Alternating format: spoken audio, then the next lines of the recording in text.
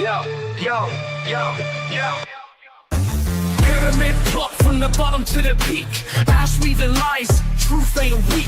Naysayers squawking, no news speak. Scheme crumbling, cult shattered, bleak. Promises of wealth, gold feathered truth. On passive dreams, scans hollow booth. Eyes unblind, it's time to sleuth. Escape the web, find proof in youth. Time to bounce, leave the cult zone. Scheme falling, let it be known. Naysayers truth, our daggers thrown. Ashes kingdom, we're breaking the stone. Digital deceit on passive streets. Scams run deep, feel the beats. Investors cry, no way to eat. Unmasking this fraud, no repeats. Ashes words, smoke screen facade. Promises broken, dreams all charred. We've woken up, we're off guard. Breaking free, cut the cord, charred. Lies exposed, truth widely spoken. Chain reaction, web is broken. Freedom's here, scams out in the open. Naysayers rise, no more coping.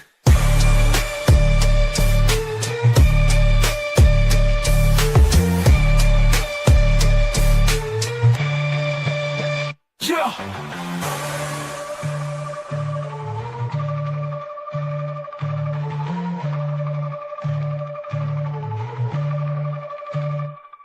Lies exposed, truth widely spoken. Chain reaction, web is broken. Freedom's here, scams out in the open. Naysayers rise, no more coping. Queen of Karma. Karma's a bitch. Queen of Karma.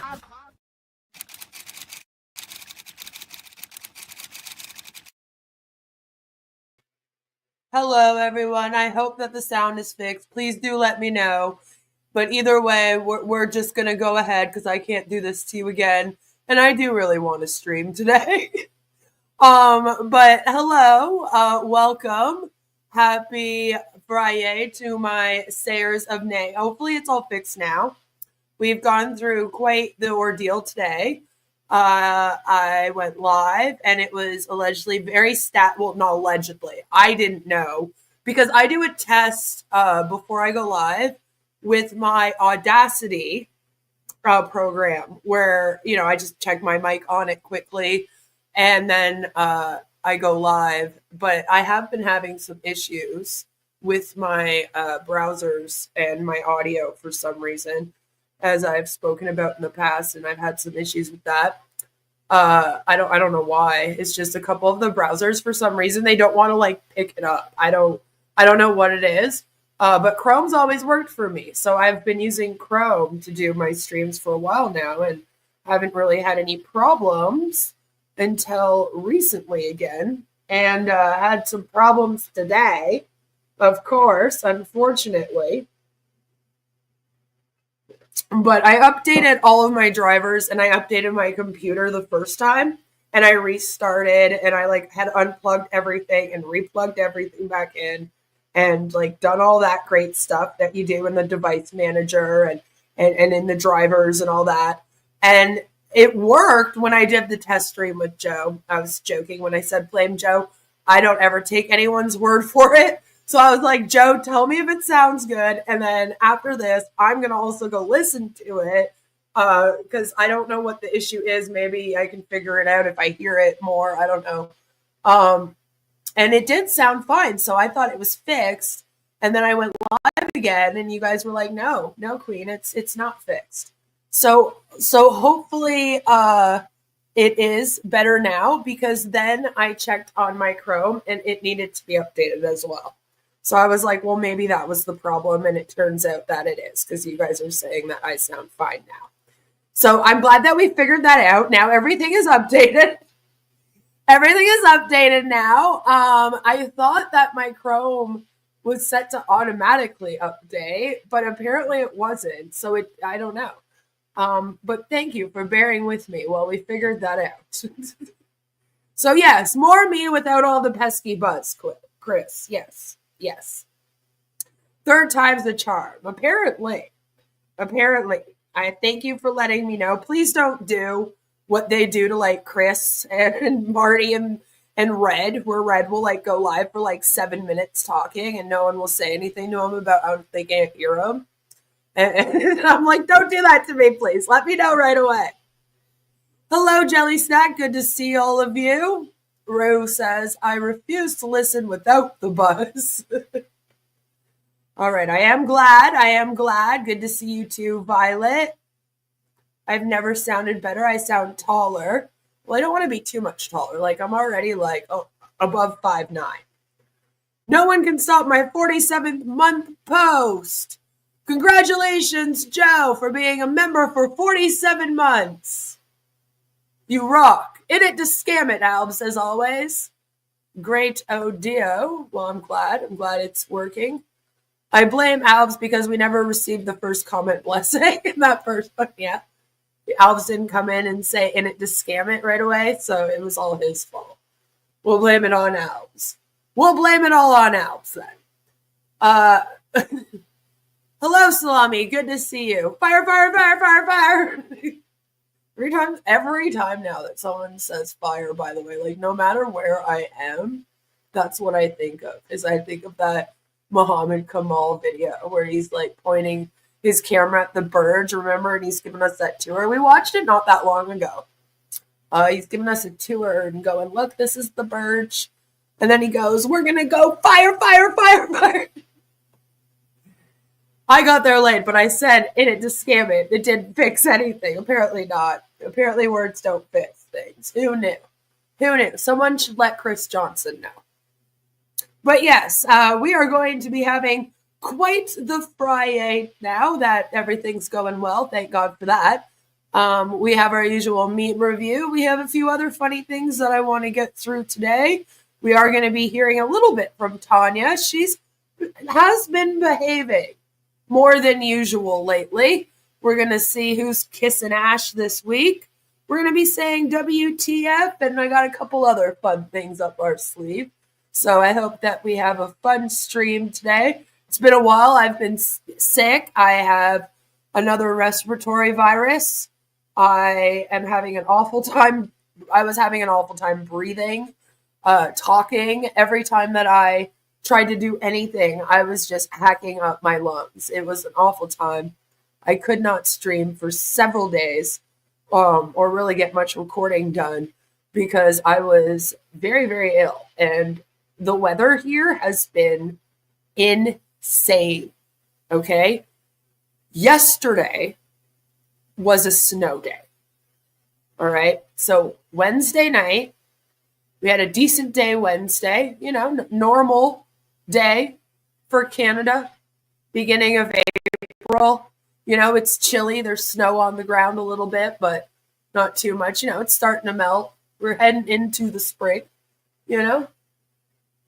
And on my way to the store around dinner time, it was like flurrying a little bit. And they said we were going to get a lot of snow and an ice storm. And it was like, oh no, not that, you know. Hello, Retro. Good to see you. And so I was just fluttering. And I was like, okay, I got to hurry up and get to the store and back before.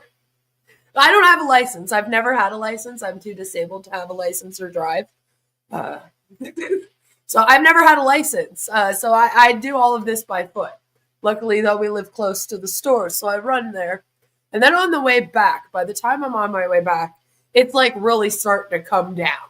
All right, I wasn't in there for long. I was just grabbing a few things. And it's like really snowing out, okay? Like, and I'm like, oh, okay. Here comes the ice and snowstorm that they warned us about, right?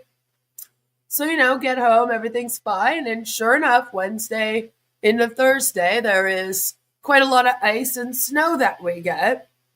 So they canceled all of the school buses for Thursday, right?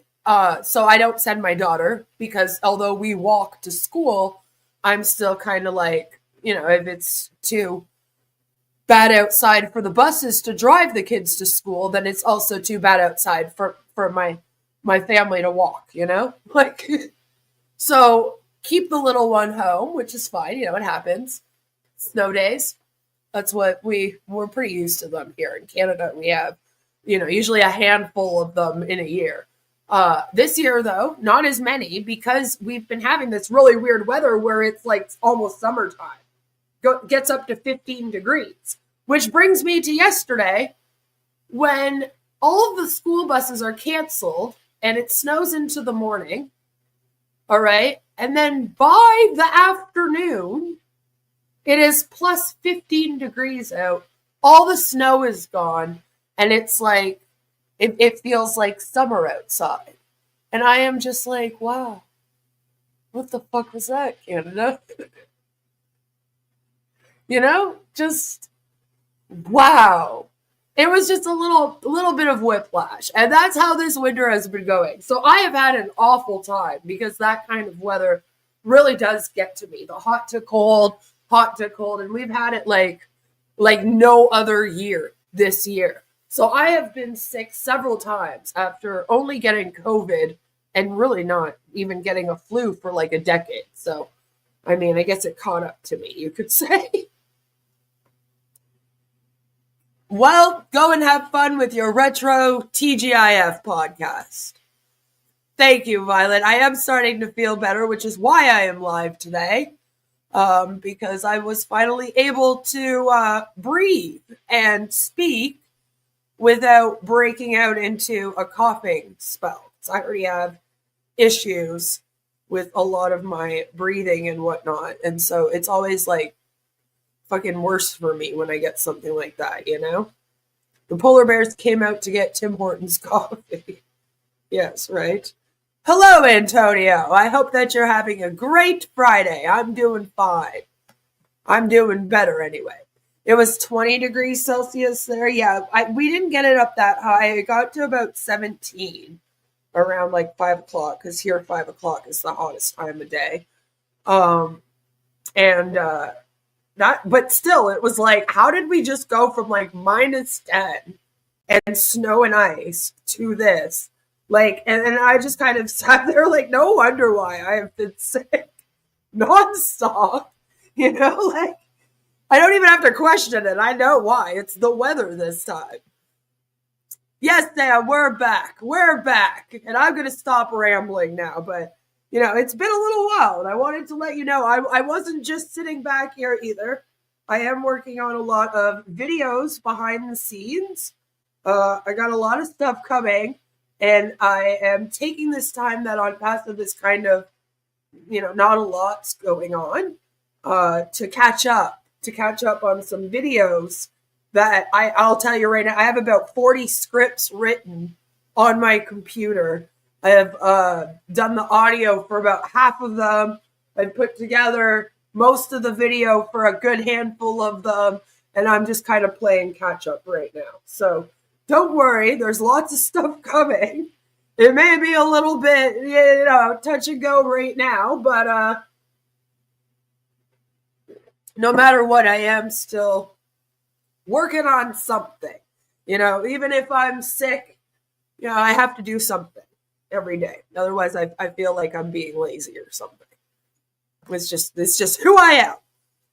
So there's a lot of good stuff coming up for videos. So I hope that you guys look forward to that because we've done a lot of streams in the past. And my videos I've honestly kind of neglected them a little bit. So I want to get back onto that. A lot of like cult deep dives. We have a new series. We have, I want to dig into the psychology behind cults a little bit more and how our brains work and things like this. Kind of like my community tab posts, if you will. We're kind of moving in that sort of direction with the channel. That's what I want to keep going on that direction of the discovery of why do people join? Why do they stay? Why are cults so much like leaving narc abuse, the recovery? It's nuts. These are all things that I want to deep dive here on my channel. And I think that we're on a really good track. And just everything's going really, really well with my plan to do that so far. It's just like getting it done now, so we got to play a little bit of catch up. But enough rambling now from me. I've been rambling for 15 minutes. It's time for us to just get right into this FriYAY with my sayers of nay. And of course, we'll start this off like we always do with our amazing ONPASSIVE Meme Review. Yes, the ONPASSIVE Meme Review. I love it. I really do. I have fun. Hello, Fitness Frank. That'll be fun, like Wild Wild Country. It will be fun. It will be fun. Don't worry.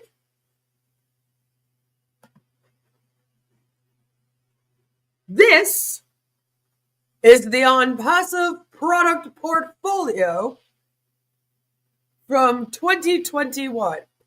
And how come every single time that I say the word portfolio, I can't help but say it like Beavis and Butthead say cornholio. I don't know why I do that. I'm sorry. I'll try to stop. But as you can see here, it is a list of their products. We've seen this posted a lot. I don't know why we're posting it today, though. Like, this got posted up a few days ago up on someone's Facebook. They were like, yay, ONPASSIVE is coming. It's going to be so great, And then they posted up this. And I was like, it goes to show you that we haven't really updated what the products are since 2021. And we don't have any of them done. Like, how did we get here? How did we fail at this so hard? How? But these are the products that have been planned since 2021. They're all allegedly still coming, as they'll say. Again, I still don't know how we haven't gotten anywhere with any, like, we don't have one of these done. Other than, I guess you could argue the OES, but like, are you saying it's not even really complete at the moment either, What were you thinking, Sharon? Yes, it's a Sharon Parkinson production. That they were supposed to be ready for 2020. Yes, all 50 of them were supposed to be ready in 2020 and launched. But here's the portfolio from 2021. And again, we're posting it in 2025, and we can't even be like, these are the products we have. It's just, these are the products we hope to have, just like we hope to have them in 2021. We are in the exact same position. Oh, Sharon. Really do pick on Sharon's on this channel, don't we? Speaking of products being posted, this looks like very Christmassy to me. Because it looks like mistletoe in the background or something. Like, I don't know. Anyway, it's Ash Bufaro with his little thumbs up, standing in front of a bunch of the products again. And I particularly like how next to his thumb here, they like ran out of room and they still wanted to fit those last 3 in. You can just see them struggling to get in there. But again, I was kind of like, this is Christmassy. It's April, but whatever. Whatever, I guess. Merry Christmas, ONPASSIVE. Merry Christmas. All fake products, including the human, Sam says. Mm-hmm. The human may be the fakest of them all. Speaking of, memes with Ash. Here we have Ash, hopefully getting set on fire by the Ring of Fire. And we have ONPASSIVE. And it says, a dream you don't have can never come true. And I'm like, is that what the problem is?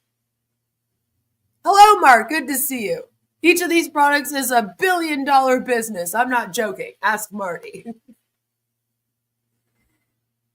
But yeah, like sand through the hourglass.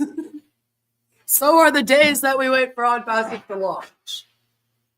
That's all I have to say about that. I just think it's funny. A dream you don't have can never come true. And you know that whoever made this like wrote that out and they were like, oh my God, that's so good. That's like, oh yeah, that's going to get them. That's going to get them. They'll be like, oh, right in the feels. And then we have this one. This one's really busy. You know, it gets me excited. I feel like something exploded. There's confetti everywhere. You know, it just makes you want to party. Even Ash looks excited. It's like, ONPASSIVE coming soon. That's like the whole business now. It's just them being like, coming soon. Like they're in the business of waiting and prolonging things. That's what they should be like teaching people how to do. You know, they could actually be successful at that. We'll teach you how to prolong something for 7 years and still have everybody sitting there holding on. You know, like cult leaders could take that course. Other cult leaders, of course. And then, oh, the confetti says ONPASSIVE. Is it metal? I think it's like all robotic lettering. I think it looks like it's like metal. We got a little robot. Al's hanging out there. Baby Al hanging out in the O. And then we got Big Al. We got Big Al there. And we have Ash in the front like pointing. And he's very orange, just like the background. I don't know what they did to him. But, you know, he looks like he's got a tan. And it says, the best is yet to come. I'm like, well, I hope so. Because if we've already seen the best, you know. We're in trouble. We're in trouble. His wife know about this? Oh, procrastination. That's right. They could sell that. Right? I mean, they're very successful at it. We can't deny that. If there is something that they're good at, it's waiting and then like stringing people along for 7 years. You know? It's like you could really teach these MLM people how to do that, I guess. Big Alice? Maybe, yeah. They could start up ONPASSIVE meditation places. I mean, yeah. Prayer groups. You know, maybe they could do like a prayer well. You know how they have like a wishing well? People throw in coins. And then they're making money. There you go, passive income. Look at that, targeted traffic. Look at me go. See, I should be on the team.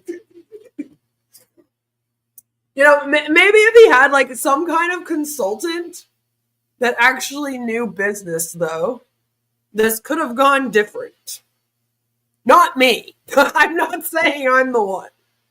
But like somebody else. Like somebody that has a business degree and really does know how to run a large corporation. You know, like you can find consultants. Maybe he should have gone down that route.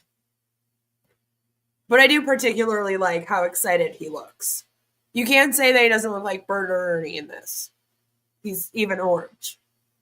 They really did him dirty. Again with the picture. I don't know why they keep doing this to him. I'm not used to it. Like usually when I'm covering cults, the pictures that they pick of their leaders, they're like very careful. You know, and they pick pictures where like they look very powerful and strong, and you know, like especially the ones that they use for worship. But like this, I don't know what to say. I'm just like, sorry, dude. Sorry. Did they cancel that Friday Night Menu show? I don't think so. Then we have this one, the future of humanity. ONPASSIVE is in the hands and the big giant O that everybody's walking through. ONPASSIVE. You know? Big Brother's watching you. Gives me those culty vibes. I don't really like this one. Like, it has more technology than ONPASSIVE does in this picture. And then there's this. There's this one. ONPASSIVE 2.0.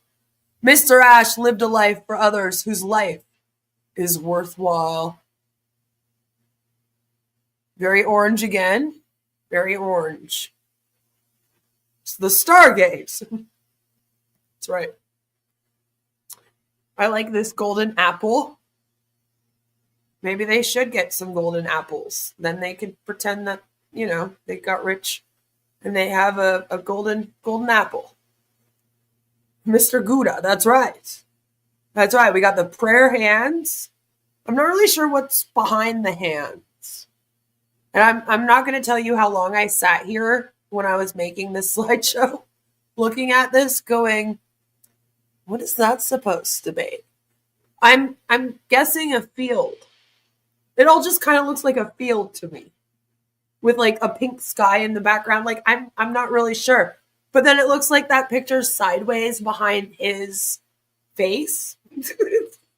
I don't know how else to say that. With the logo, you see the pink there? So then I'm like, I don't know. I don't know what it is. It's just pink and orange. Everybody's favorite colors together. Beach and an ocean, right? But then it's like sideways. And I'm like, was that an accident? What happened? Hello, Sherry. Glad you made it back here. A Field of Broken Dreams. That's right. And they love that Field of Dreams movie. They bring it up all the time, that stupid quote. If you build it, they will come and all that. Yeah, no. They do it all the time. All my life on passive, yes. That's right. It does kind of look like a mugshot. Also, I can't help but be like, how come the carpet don't match the drapes, sir? But then I make fun of my husband for that too. Because he's like very, very red hair on his face. And then his, like the hair on the top of his head has gone like blonde. It used to be very, very red when he was a kid. But it's like blonde now. So, but like this guy's mustache is just huge. And you're just like, whoa. It's the real winner, the mustache. It's true. It's true. He wins. 70s corn headshot. Maybe. Jay on passive. L'amour Ash Mufara. No, it'd just be Jay again. Jay Ash Mufara. Most honorable in it to win it. Most honorable. But yeah, Ash is there in front of the apple with the rose. 2.0. Mr. Ash lived a life for others whose life is worthwhile. So profound. Sounds like something that you would say if Ash had passed away, though. Mr. Ash lived a life for others whose life is worthwhile. That's like a eulogy to me, but you can show your appreciation for Ash any way you want, I guess.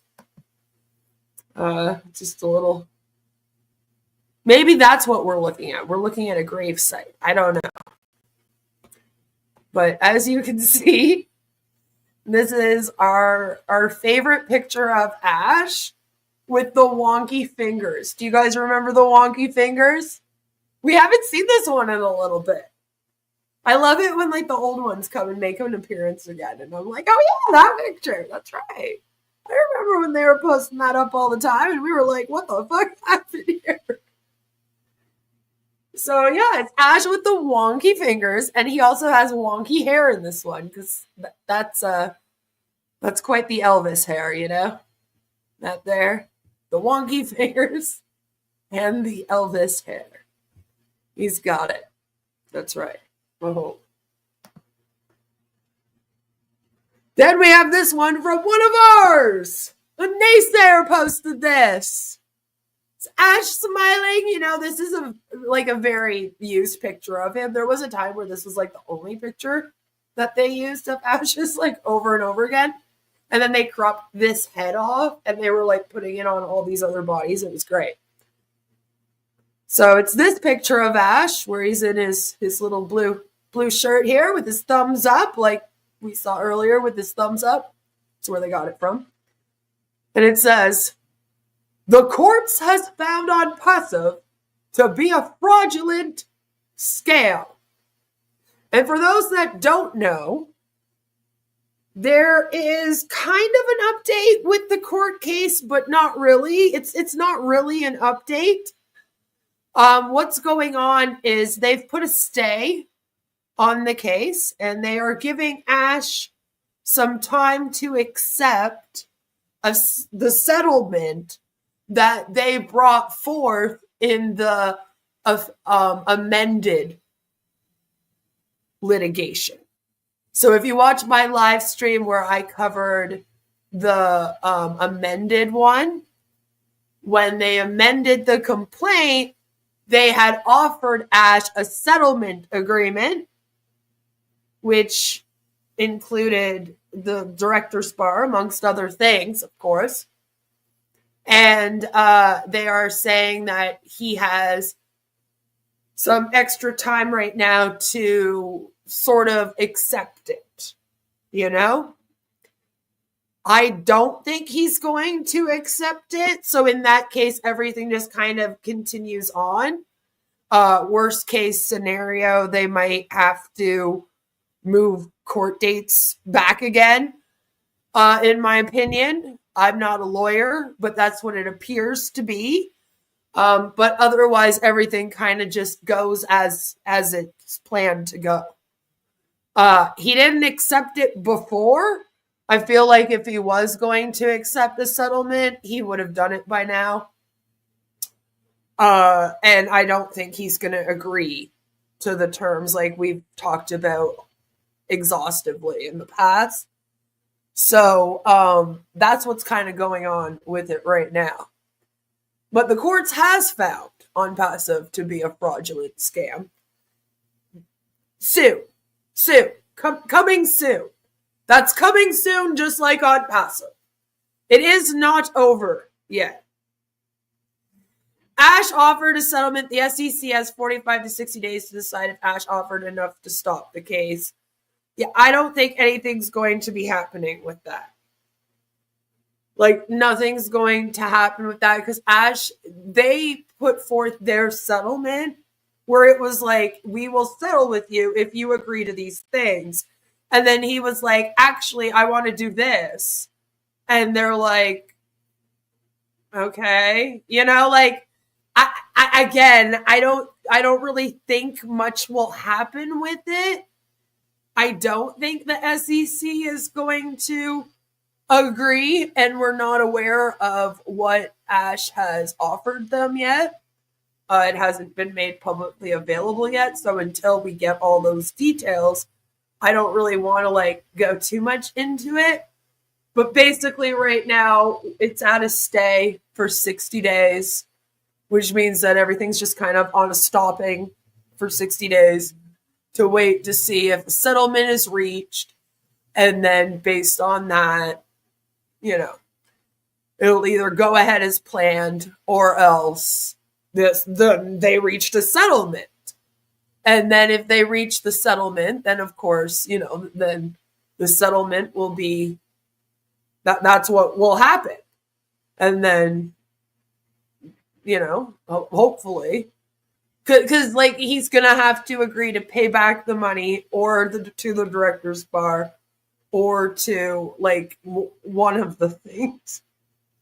You know, like a settlement is usually you're meeting like halfway. And I don't think that he's willing to do that. So we'll see what happens with it. But I personally don't think much is going to happen with it.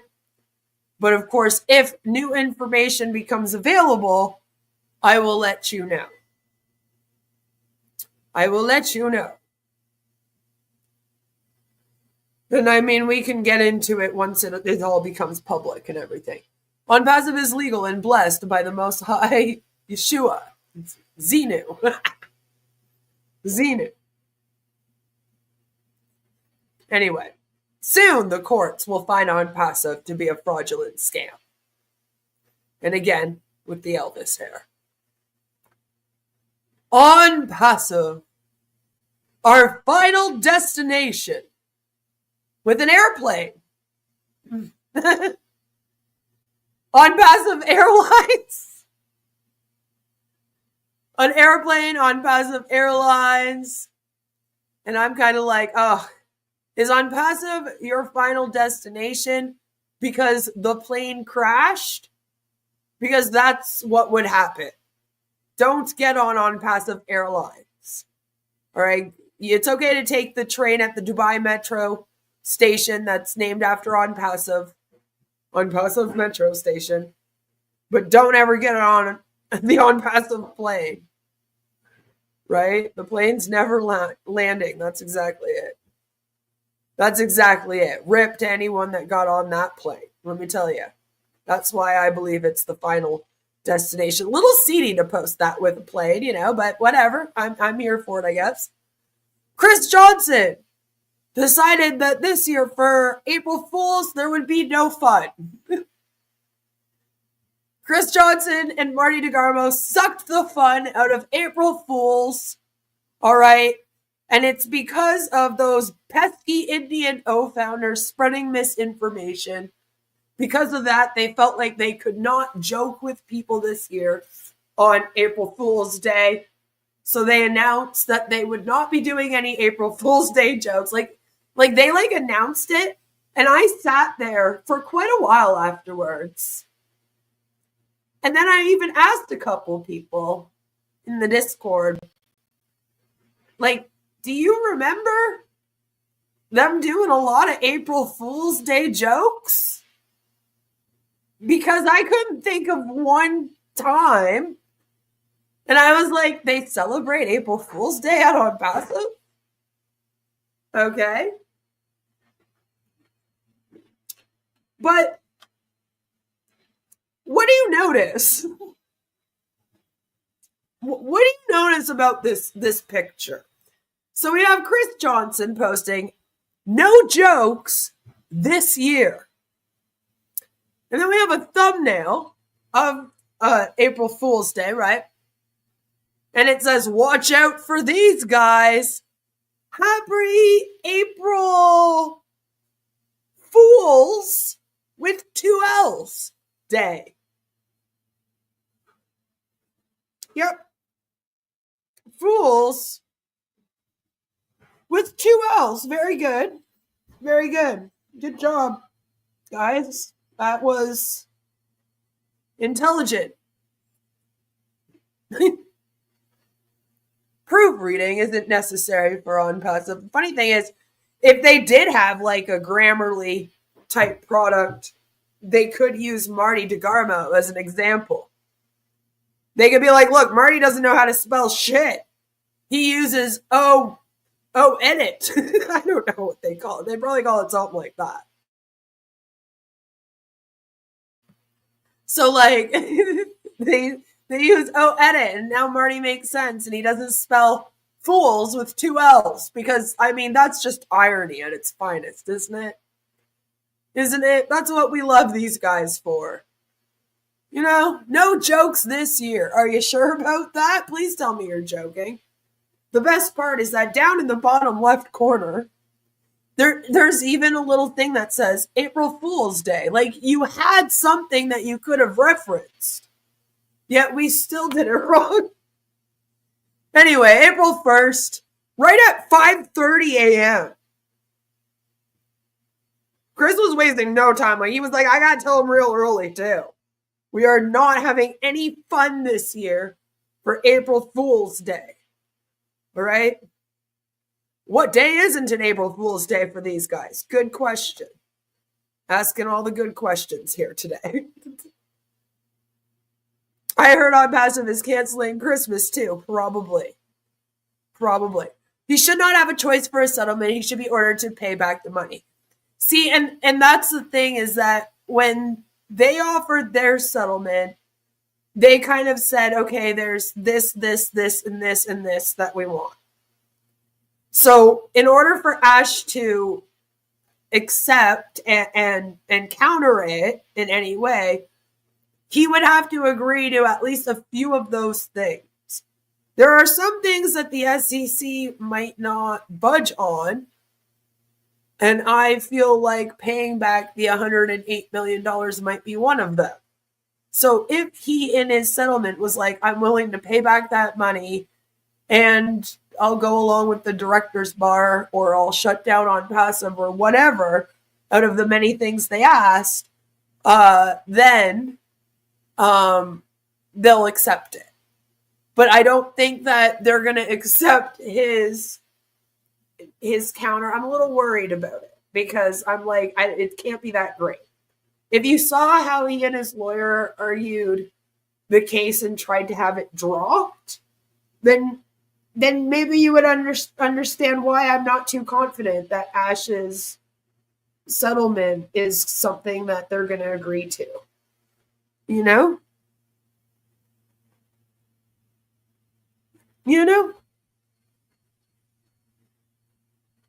Odit. I know. I really want Odit to come out. Out of all of them.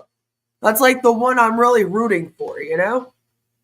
So Marty wrote it. Probably. Probably, right? I mean, if it's spelt wrong, you kind of go, well, that was most likely Marty, because does it know how to spell anything, really? Hello, Serene. Good to see you. I hope you're having a wonderful day.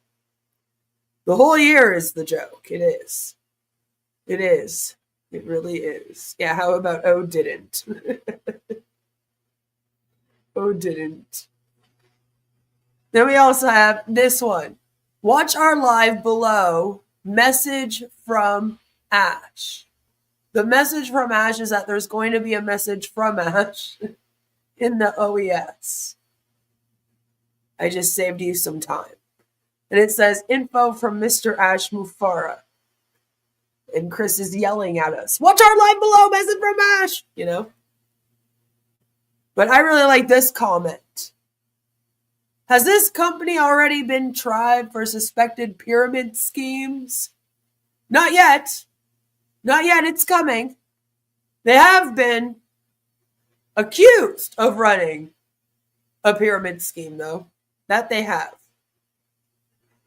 And basically, Ash's response to it was, no, I didn't.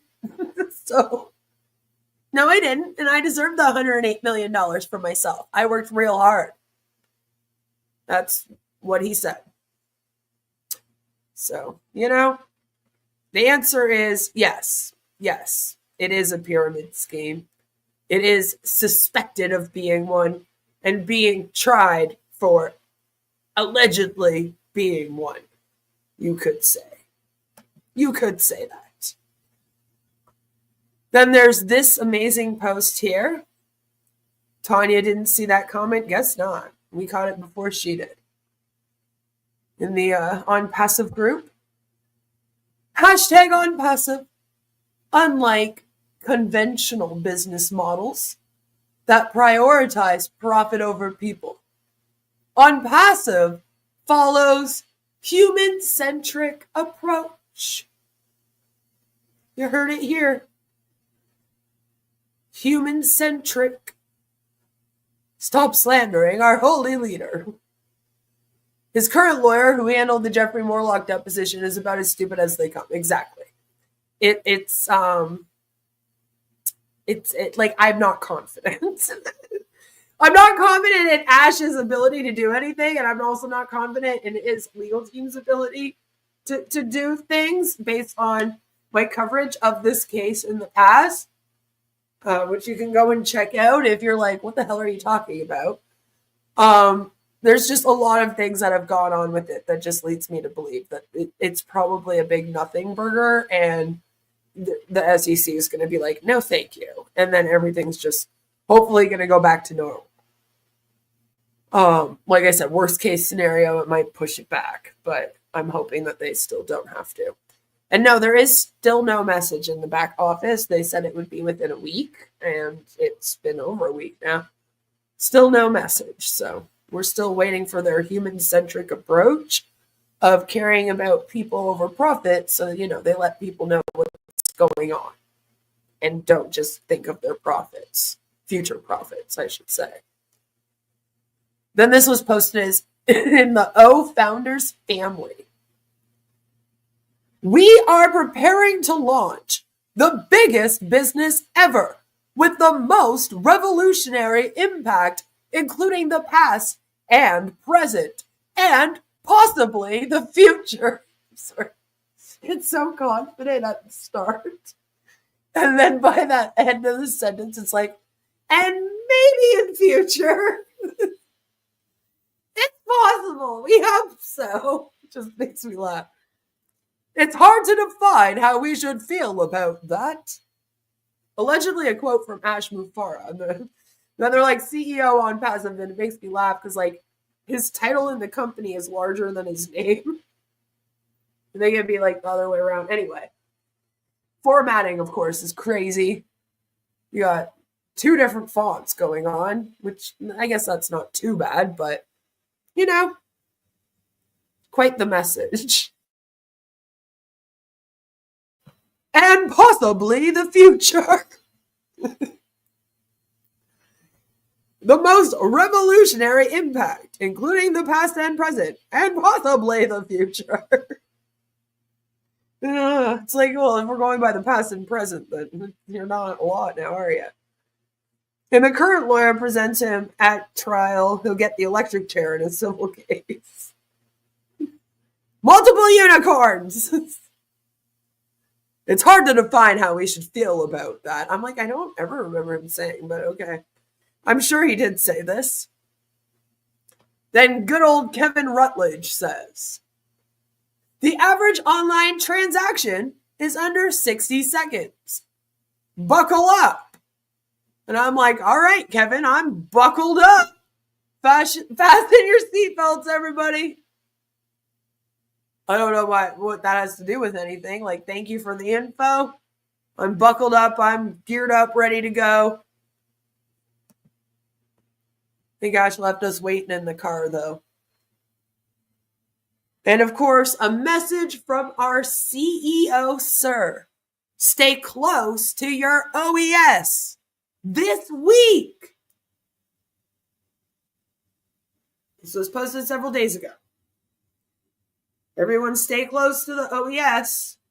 This week, there'll be a message from their CEO.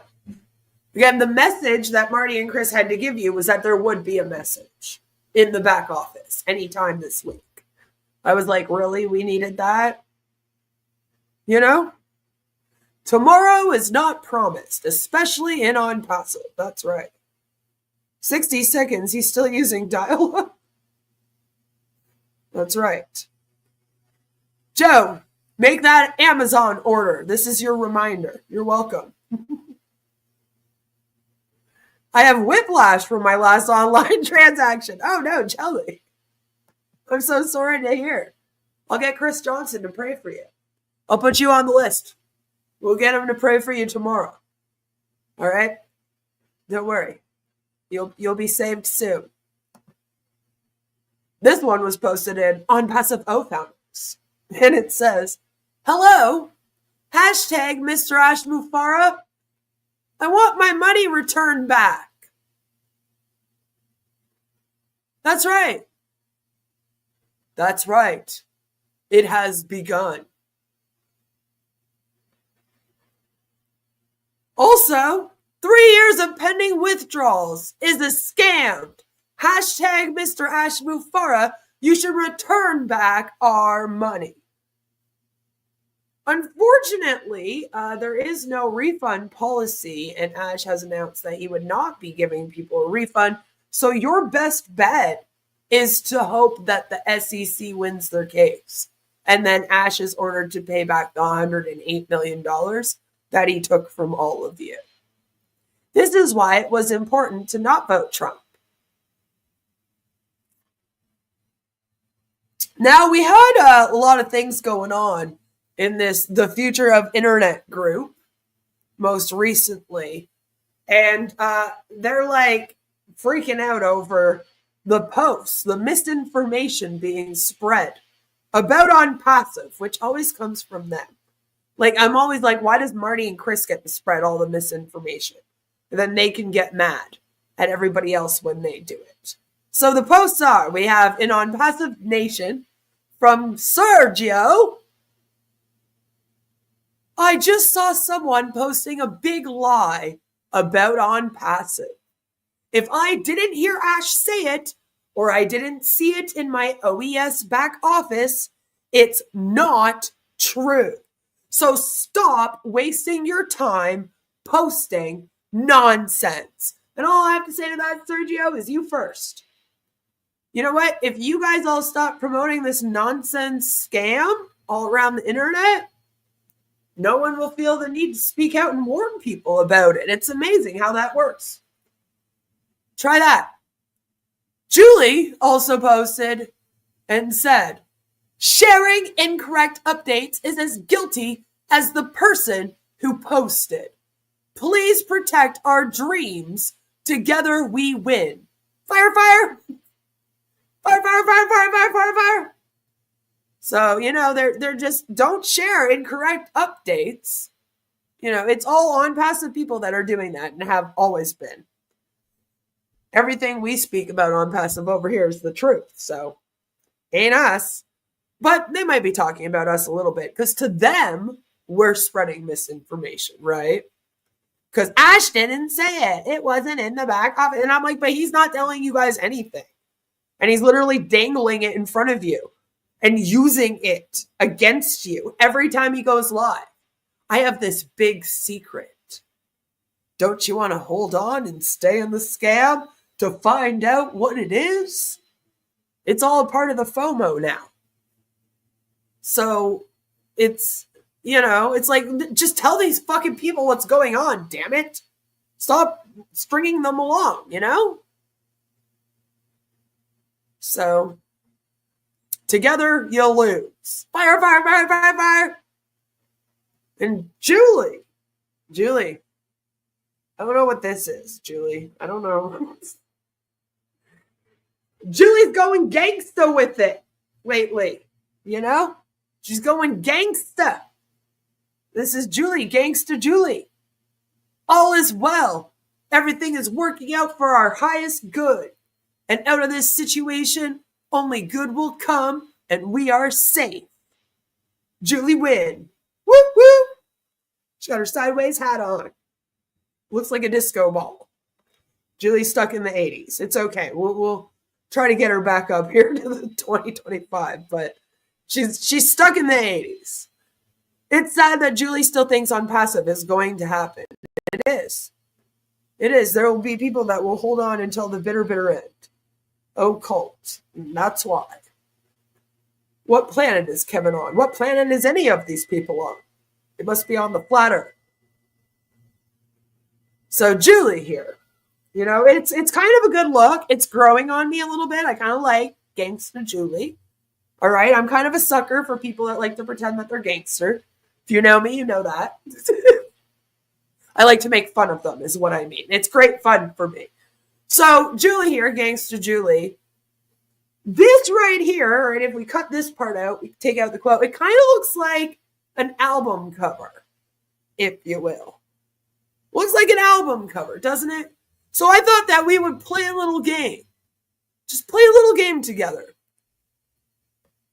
What is Julie's ONPASSIVE album name?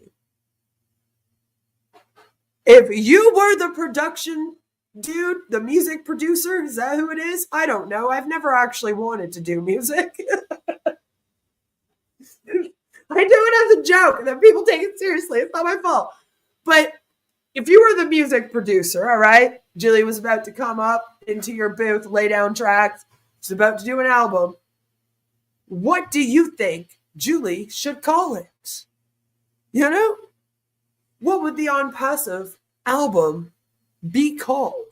Let me know in the chat right now, please. Let me know what you guys think in the chat. And if you're watching this on the replay later on, then let me know in the comments section what you would call Julie Wynn's ONPASSIVE album. Trust me, they have enough songs. She almost doesn't even need to step in the bit. I mean, they could just take the ONPASSIVE songs, throw them on a disc and sell it as an album, There we go. Do they even do that anymore? Everyone's like, Queen, we don't even do that anymore. All right. They're called like LPs now and they're online. And I'm like, leave me alone. I grew up in the 90s. I'm still there. Julie's in the 80s. Okay. So I'm doing better than her. Stop. So what would you call it? Just to get your guys' juices flowing a little bit more. I came up with some of my own. I have Autoflopic Symphony. That's right. Autoflopic Symphony. I got Oh Mail Me Maybe. You know, that Carly Jepsen song, close to my heart. Unicorn Acopia. Unicornucopia of lies. That's right. Unicornucopia of lies. No passive income. That one kind of sucks. I started running out of ideas, okay? And Launch Me Baby One More Time. Some of them might be song titles. But hey,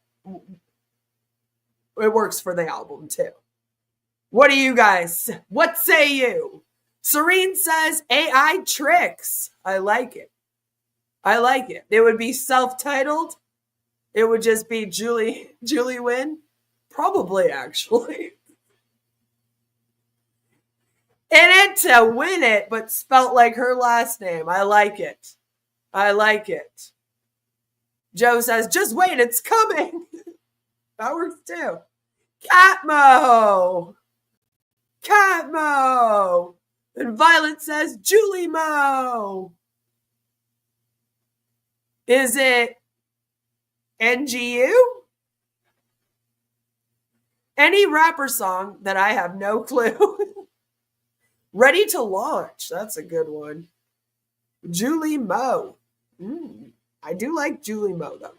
Meaningful Conversations, the album. Oh, God. You get it? And it ends up being like a collection of all of their 5-hour-long webinars. And it's just them talking instead of any songs. And you're like, damn. I was at least hoping for the In It to Win It song. Like, what the heck? Do you guys think he launches a Weak Connect clone, or you think it will be something at the last minute that delays? Well, he already had a plan to relaunch a new company called Onfusion Smart Technologies LLC. And with that, it was going to be a weak OConnect clone. And it was not going to have all of the features. It was not going to be able to have as many users. And it was going to be $75 monthly. That's the plan that they did have. And I don't know if they've changed that plan since we outed it, because they like to do that. Pivot! Or, if that's what they're still planning on doing. Now, Ash claims that they recovered all of the data from their OConnect. So the people in ONPASSIVE think that they're getting OConnect as it was. We know that's not going to happen because they did not retrieve the data. And it appears that the last version that they had wasn't the latest one from what we can see. It might not have even included the products yet. So we're kind of like, yeah, I don't think so, Ash, but that's what they believe, right? They're like, oh, it's just going to come back online. All of a sudden, one day, it will just be that. Mark says, ONPASSIVE Unplugged. I like it. Live from Boston. Spark on me. It's Compton, Julie. Straight out of ONPASSIVE. Put some Doors music track under the 5-hour word salad. Love Doors music. Doors songs went on forever. Yeah, they did. They did. Julie from the block, Mr. Level says. I like that. I'm still Julie from the block. Rev was even talking. Yeah, no. I don't know. We'll see. We'll see. Those are some good ones. Red was even talking about getting his old commissions today. It's like they still haven't given up on that. See, that's funny because they haven't really mentioned it at all. So if Red mentioned that today, because I missed his live today, but if he mentioned it today, that's actually the first time that they've mentioned it in like since it was supposed to be paid to them back in September 2024. 2023. Yeah, 2023. Not 2024. 2023. Jesus Christ. It's going on 2 years ago, man. Sometimes I'm like, where's the time gone? Rub the O Lord. Hey. Doors songs were great for DJs when they needed to go to the bathroom. I mean, yeah. Julie's solo album, Splash It, In It to Win It. Good one. I love them all. You guys did better than I did. Then we have this one. We got this one from good old Mike Ellis. We are starting within some days, some weeks, and some months. Not sure, but it's happening very soon. Mike Ellis. Yep. That was Mike Ellis, by the way. I'm Mike Ellis, by the way. Made by Salami Nugget, actually. But, that's what Mike Ellis would say. And that is it for this week's episode of ONPASSIVE Meme Review. So I hope that you guys enjoyed that. There have been some interesting videos, promo videos, if you will, being released this week. So I thought that we would, just have a little look-see at the promo videos like we do. All right, hold on. This one has a huge long name. So the first one we're going to look at was posted just a few days ago, and it's called #OnPassive, the hashtag best choice, hashtag products, business, money, smiley emoji, hashtag business, hashtag money, hashtag viral, hashtag FYP, which stands for For You page, which is usually on like Instagram or TikTok, or like some people might consider the homepage of YouTube to be their For You page.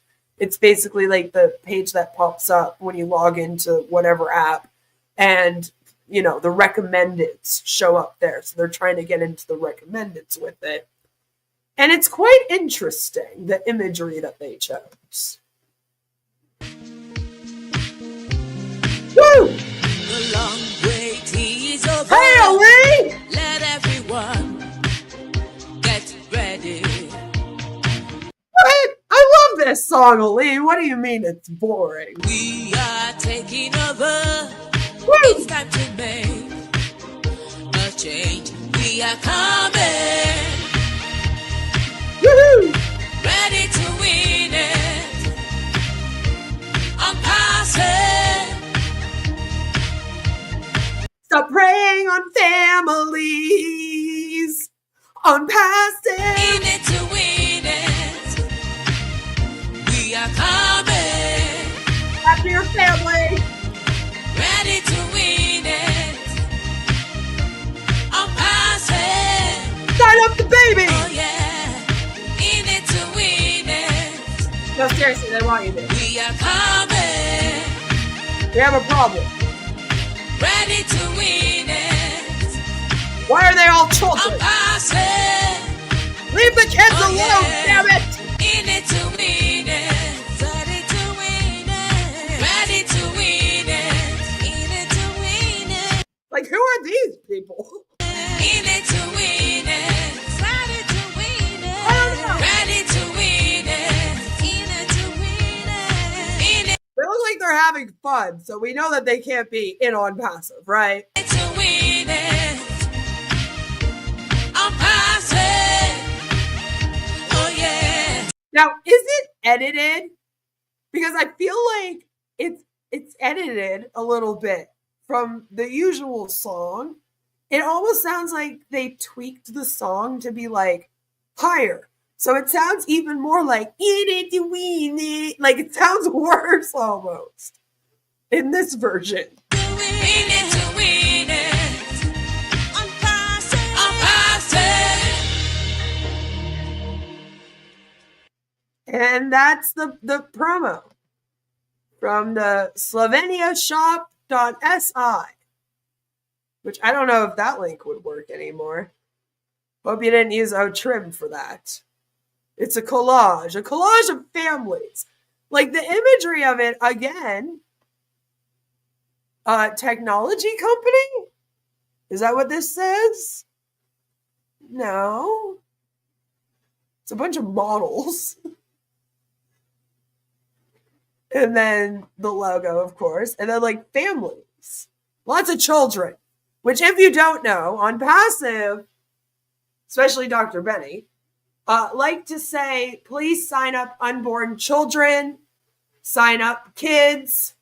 You know, Dr. Benny says once you get to be 8 months pregnant, make sure that your baby is signed up to run a business with ONPASSIVE.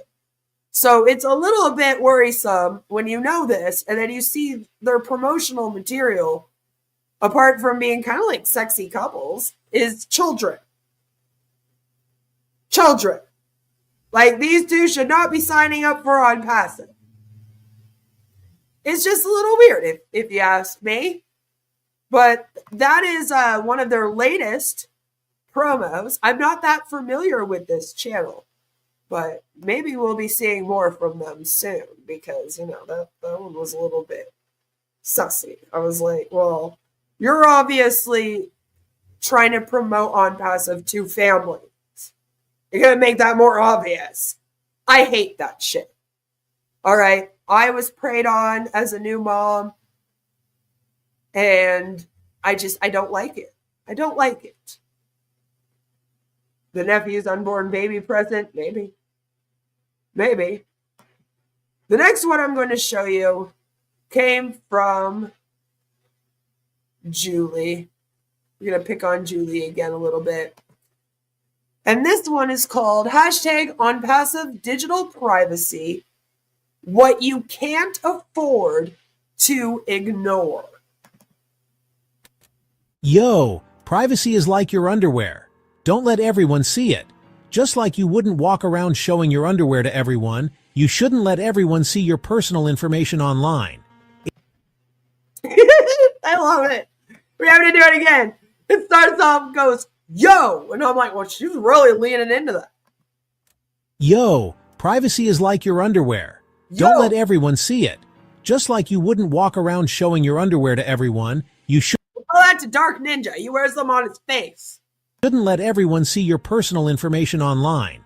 It's about keeping certain things to yourself and sharing only what you're comfortable with. Digital privacy. It's like your online underwear. You wouldn't want strangers peeking into your private life, right? The What is with you and underwear? same goes for your digital life. Protecting your online privacy is crucial in this age of information. It does. Okay, so it's not just me. It does sound like it's higher.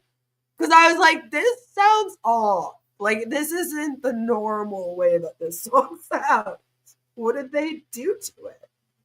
You know? I was like, that's weird. So I'm glad it's not just me.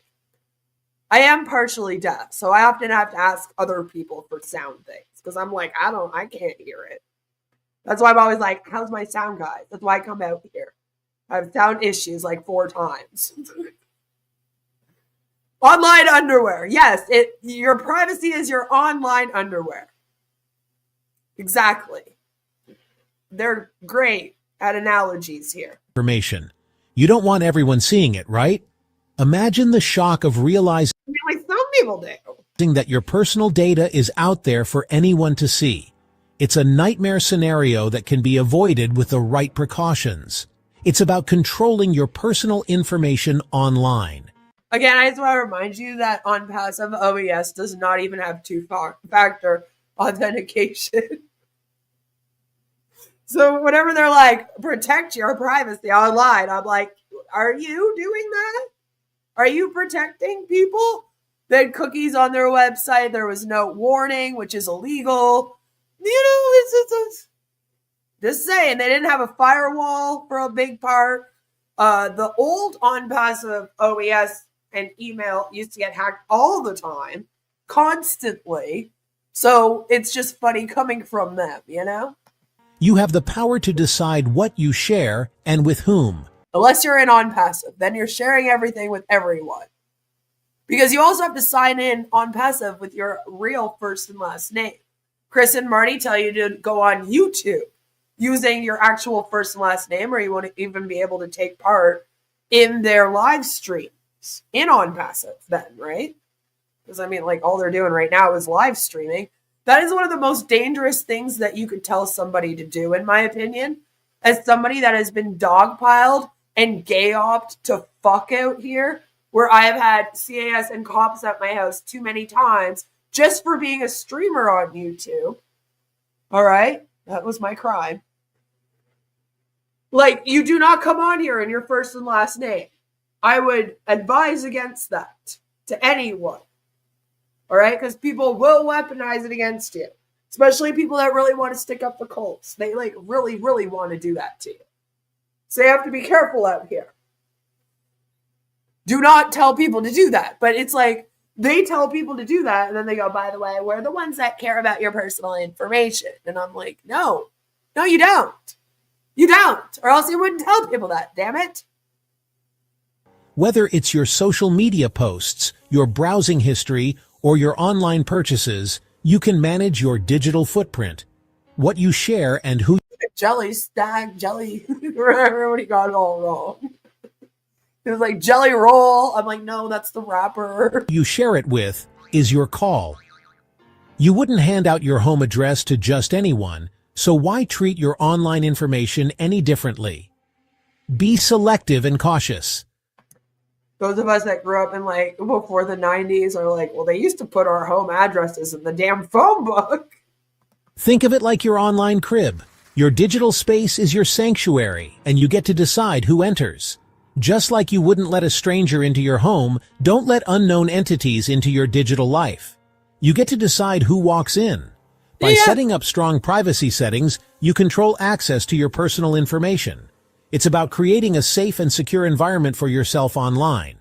So again, ONPASSIVE saying this, but then they don't provide you with the ability to do that in the OES or with any of their products. There's not two-factor authentication. They don't have protections on their website to protect your information or protect against hackers or malwares or anything like that.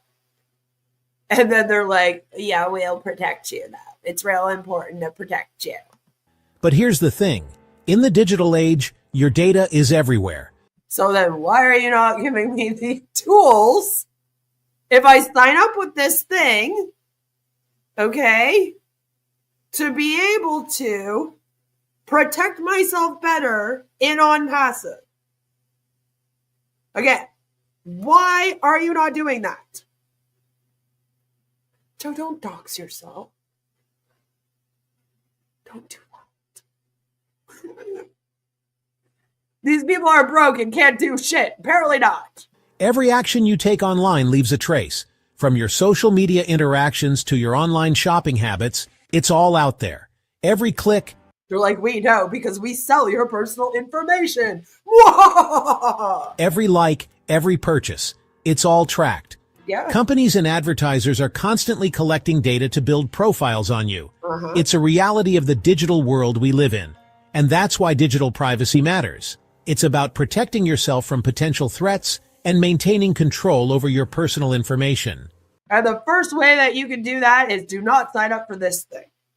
By being mindful of your online activities, you can safeguard your privacy.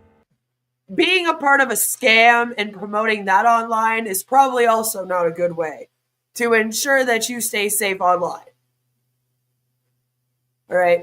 The worst I'm going to do is make a video about you and call you out for the lies and show proof that you're running a scam. Might poke fun of you a little bit. You might piss me off once or twice, and I might call you an asshole. All right? But there are people out here that are like, oh, this person is in a scam. I am now going to ruin their entire life. There are also people out here that don't understand the difference between the victim and the perpetrators. So they maybe won't care that your YouTube channel only has 2,000 subscribers. There's also a little bit of a switch right now in the society out here on YouTube where nobody talks about punching down anymore. That's not a thing. There's no such thing as punching down. It doesn't matter now. You could have 40,000 subscribers and talk about someone with 2 subscribers. It doesn't matter. So you have to be aware of all these things. Also, if you're going to be out here promoting something like this and the company not warning you of these things is literally like putting you in danger. You know, like there's people that might harass you on the telephone because they're like, this guy's running a scam. I'm going to waste his time. There's people that might call the cops on you over it. I did less, you know? So like, I don't know what you want me to say, but it's just kind of ironic when ONPASSIVE comes out here and goes, oh, we're going to protect you. Make sure you protect yourself. It's like, okay, but you are literally doing the exact opposite of what a company would be doing if they actually cared about people's data and privacy. So just like you first, you know, and maybe warn people a little bit more and don't have them dox themselves in live streams on YouTube. You know, like because if you're doing these things, like it doesn't work. You're hypocritical. It's about protecting yourself from the bad guys and keeping your life, well, your business. In a world where data breaches and cyber threats are common, taking steps to secure your digital privacy is more important than ever. Your data is valuable. And that's the part of the video where you would think that they would then let you know what steps you could take within the OES or with their products to protect your data and your privacy better. But no, we're not going to do that. We're just going to keep on talking generally about how it's important to do it, though. Companies want it. Hackers want it. Even governments want it. Every click, every purchase, every location you visit, it all adds up to a detailed profile of who you are. Why? Because it tells them everything about you. Your habits, your preferences, your secrets, what you buy, where you go, who you talk to.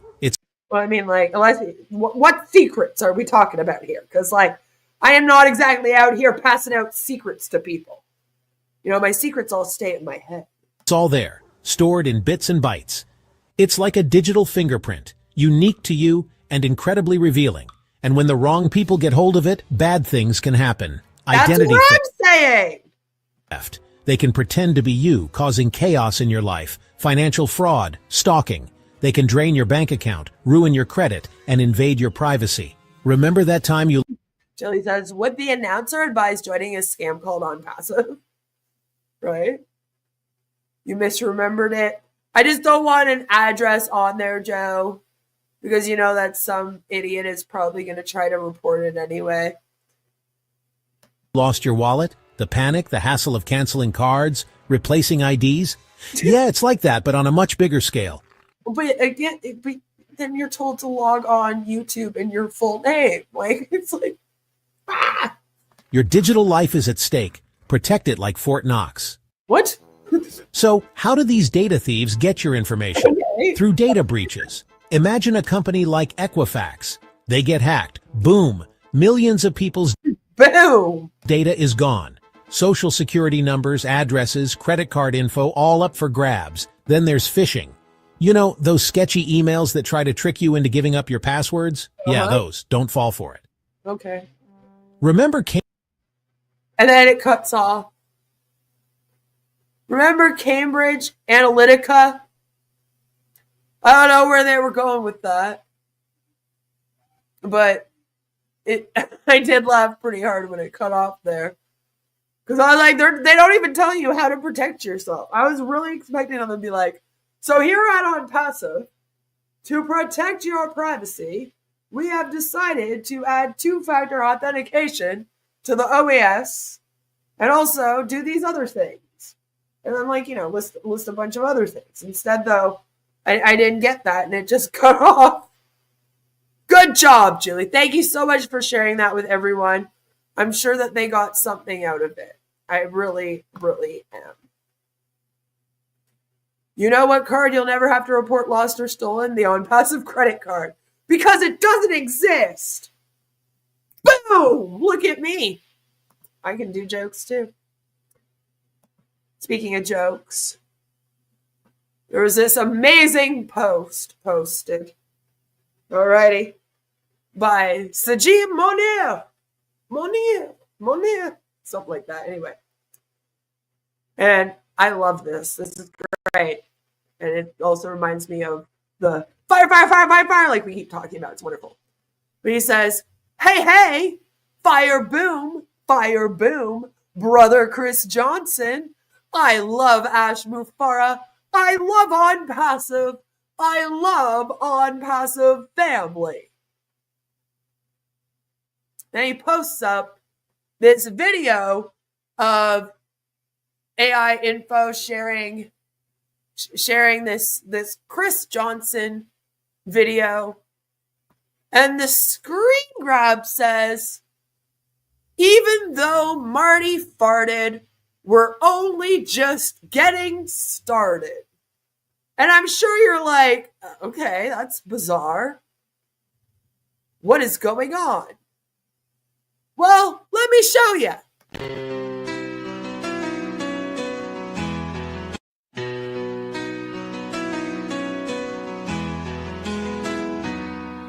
Even though Marty farted, we're only just getting started. That's why I love my CEO, Ash Fair, sir. Oh, my sweet CEO, sir, my own passive. Even though Marty farted, it's just a whisper. A whisper that the magic is just getting started. That's why even though Marty farted, I know,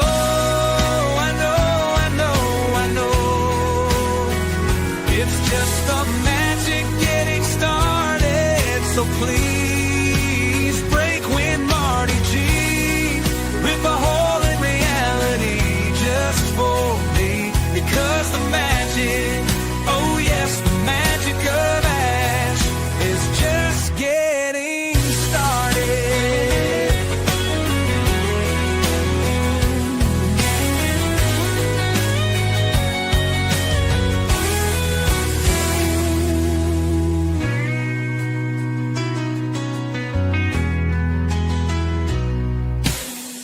Even though Marty farted, you're only just getting started. That's why I love my CEO, Ash Fair, sir. Oh, my sweet CEO, sir, my own passive. Even though Marty farted, it's just a whisper. A whisper that the magic is just getting started. That's why even though Marty farted, I know, it's just the magic getting started. So please break when Marty G rip a hole in reality just for me. Because the magic, oh yes, the magic of Ash is just getting started. Just getting started. It's just getting started.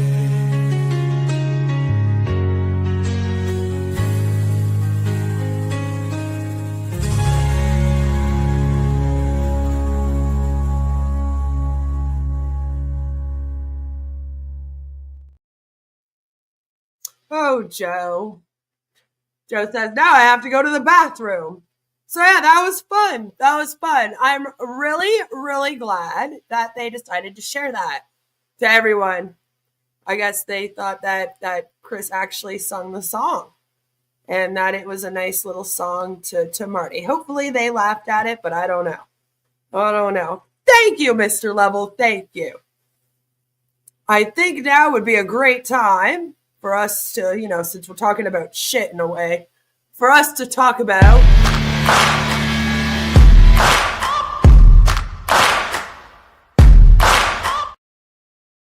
good old Tanya. Now, Tanya has been kind of quiet lately.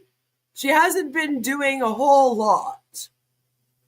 But Chris Johnson posted up and he said, reminder to all Facebook, Telegram, and WhatsApp groups. If Ash or your OES does not say it, please don't post it. Please share this message to all groups. Thank you, Chris Johnson. And she posted it and said, how many times do we need to repeat this, folks? When will you learn the basic things about updates? And I'm kind of like, I don't know, Tanya. When will you learn the basic things about manners? Huh? Yeah, I probably could have done better than that. I've been sick. Bear with me. But, yeah, so she's all like, you guys need to learn the basic things about updates. So, like, the basic things about updates is if Ash or your OES does not say it, then don't post it. So my whole thing is, okay, so if Ash isn't saying anything, and as we'll get into, the OES hasn't said anything since March 13th, does that mean that everyone just sits in silence? I guess then there's nothing to talk about. Why are there so many webinars still going on then? Why are the webinar people allowed to talk? You know, it's just so many questions. She ain't got no manners. That's right. Would have sounded so much better with a buzz. But yeah, I just was kind of like, you have one nerve. Also, I just want to bring up too, like, how many times do we need to repeat it? You're shit, Tanya. Because here's the thing. There's going to be new people, allegedly, joining this in future. So you better get used to saying the same things over and over and over and over again. Because if you want this thing to launch and you want new members to join it, guess what? You'll have to then re-explain everything to them. So you shouldn't be getting mad all the time at how you have to repeat things to people when that's literally like a quarter of the work that you do in an MLM is repeating all of the shit about the MLM and how to promote it and the products and what they do to people just on repeat till infinity. So if you don't like doing that, step the fuck down, get out of the scam then. Because you're basically going to be on repeat for the rest of your life in this thing. You can't get mad at new people when they don't know information. So keep that in mind. Some people might not see it when you post it up the first time. Might take the third or fourth time that you say it before they get the message. I don't know. Some people process things differently. But you don't ever take any of that into consideration either. I guess nobody's allowed to be neurodivergent in ONPASSIVE, that's for sure. So just, think about that next time, Tanya. People will learn the basic things about updates when you learn basic things about people and manners. And that is it for this week's Tanya Post.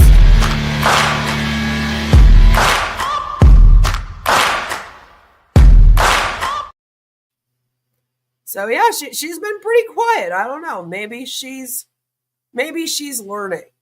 We can only hope, right? We can only hope. Only hope that people are learning. Speaking of learning, I think it's time to see who is kissing ass.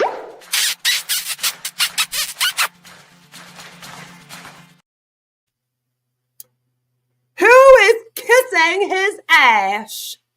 Who's got puckered up this week? It's a manipulative cult restrictions. It is. It's exactly what it is. The ONPASSIVE Nation. Jimmy Lyles. I think that's how you say it. Anyway, good old Jimmy here comes and posts in ONPASSIVE Nation. I will say one thing I have noticed on our OES site. It seems to me to be operating faster and smoother than it has in the past. Just my opinion. So again, ONPASSIVE.com suspended OES.ONPASSIVE.com they can log into, and they're claiming that since the ONPASSIVE.com has been suspended, now all of a sudden, OES.ONPASSIVE.com is moving faster and smoother. And I'm kind of like, nothing has changed with it. They haven't done anything to it. So David comes on, all-star contributor, of course. David Russell comes on and he has to write a comment and say, yes, I thought that too. Must be pumping up the bandwidth in preparation for heavy use that is about to happen. And it's like, no matter what is going on, nothing's going on. Nothing has changed. The OES has not changed at all. If anything, it would be worse because the main site, the ONPASSIVE.com, went down. Like, it makes no sense that it would be better, right? But they're like, no, it's operating faster and smoother. Do you see it? And then, of course, since Jimmy says something, Davey here is going to be like, oh, yeah, no, I definitely do. And this is just delusions. All right? This is false hope that something is happening. All that's happening is you guys are waiting for Ash to update you in the back office like usual. All right? That's all that's happening. But it's like wishful thinking that they're like, oh my God, something has to happen with this technology. So we're just going to start to imagine that it's happening now. So if that's happening to you, please go and get help. The only reason why I think that you're doing this is because you have puckered up and you are doing this to suck up and, of course, kiss his ass. Because I'm over here like, I don't see any difference at all. Nothing's been changed. And I highly doubt that the message in the back office that Ash comes and gives us this week is going to say, you should notice that it's operating faster and smoother because these are the things that I've done. So just stop that. Stop that right now. The OES does not have all those apps like OMail, OTrim, and OConnect weighing it down. Yeah, maybe if they mean smoother since back then. Yeah, I mean, if they mean it's operating faster and smoother than when it was down, then they've got me, you know? It's all about perception. Delulu. It really is. Always Pollyanna opioids all over. I mean, that's all it is. It's false hope. And they're like imagining these things. It's like they need something. It's actually kind of sad. It just goes to show you how desperate they are for something to happen. Anything. Anything. They'll even like make up little things like this just to get through, you know? But of course, that was all to pucker up and kiss his ass. Hopefully he'll hurry up and put that OES message in the back office now that you've let him know that.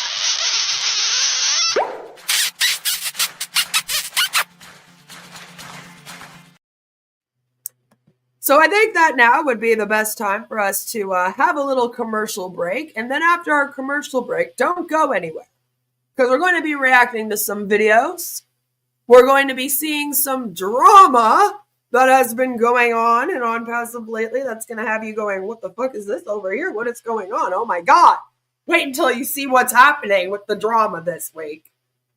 And we have a story time. So you're not going to want to miss that. It will be lots of fun. Don't go anywhere. We'll be right back. Today's video is brought to you by... Do you have a berserker demon? You may think that's a strange question, but I've dealt with berserker demons. What's a berserker? The word describes ancient Nordic warriors who fought with uncontrollable rage. This is where we get the expression, he was so angry, he went berserk. In the days of Vikings, berserkers would enter a trance before battle to get supernatural strength. They fought with a frenzy. Sound like someone you know? As we say, they lose it. Explosive anger can come from frustration, feeling disrespected, trauma, mental and hormonal issues, and drugs, but uncontrollable rage can be demonic. As an exorcist, I've dealt with berserker demons. If you've got one, you'll need more than anger management therapy. You may need an exorcism of a berserker demon of anger. That's inhuman. I'm here to help at boblarson.org. Whoa, looks like you got a bit of a tangle in your dangle. Did you know that more than 8 out of 10 hose owners die each year? Not anymore. Hey, turn me on and watch my hose get huge. My mom always told me I was a grower, not a shower, and boy was she right. And if you squeeze me in the right spot, all my raging fluids will come flying out of me, and instantly I'll retract to my small, natural, convenient size. Amazing! Oh, yep. Shout outs to all my flowers and growers out there. And just like a real snake, it can contract and expand like an accordion. You know, we really wanted to name it the Snake Hose, but that's the title of a gay porno. I mean, I've never seen it, but lizard's close enough. This is my next door neighbor, Sharon. She didn't know I was filming her. She also didn't know I had my hose in my hand, too. If your hose weighs more than 15 pounds, I feel sorry for you. You see, women prefer light, dainty, petite hoses. You don't want to be walking around with a big honking nanner. Oh, Sharon. Whoa, watch the whoa, don't get it caught on the thing. Whoa. Hey, buddy, watch where you're going. You don't want to end up like that guy, still using a standard hose, not going anywhere, and he's fucking bald. Fuck! Look at my hose, people. Oh, yeah, it's growing fast, and it's not kinking up anytime soon. Now, I don't know who lives here, but it's time to wake up. Behold, the full length and girth of my hose and its full potential. Hey, can't you see I'm filming a commercial here, you fucking asshole? Wah! Take that, fuckboy! No one fucks with my hose! The lizard hose is about $30. You get 25 feet. That's like, just a little bit more than $1 per foot. Now, fuck it, we'll give you 2. That's 50 feet. Get fucked. Come on, touch it.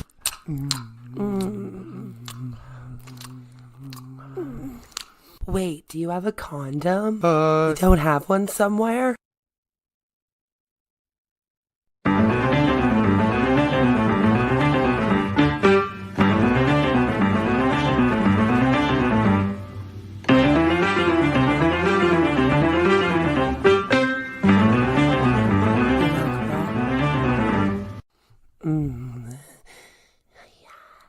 Yes. Oi, excuse me there, sir. Do you have these directions? Sure, you just go down that way and make a turn. Don't let her know that your dinger is almost a no-go. Get Tiny Dinger condoms to you discreetly. It's very important to choose the right size, so make sure that you get your tiny size. Don't be caught without a condom. No. Get Tiny Dinger condoms, a YouTube streamer's favorite brand. Located at your local CVS, pharmacy, Rexall, Shopper Drug Mart, Walmart, and in your favorite streamer's nightstand.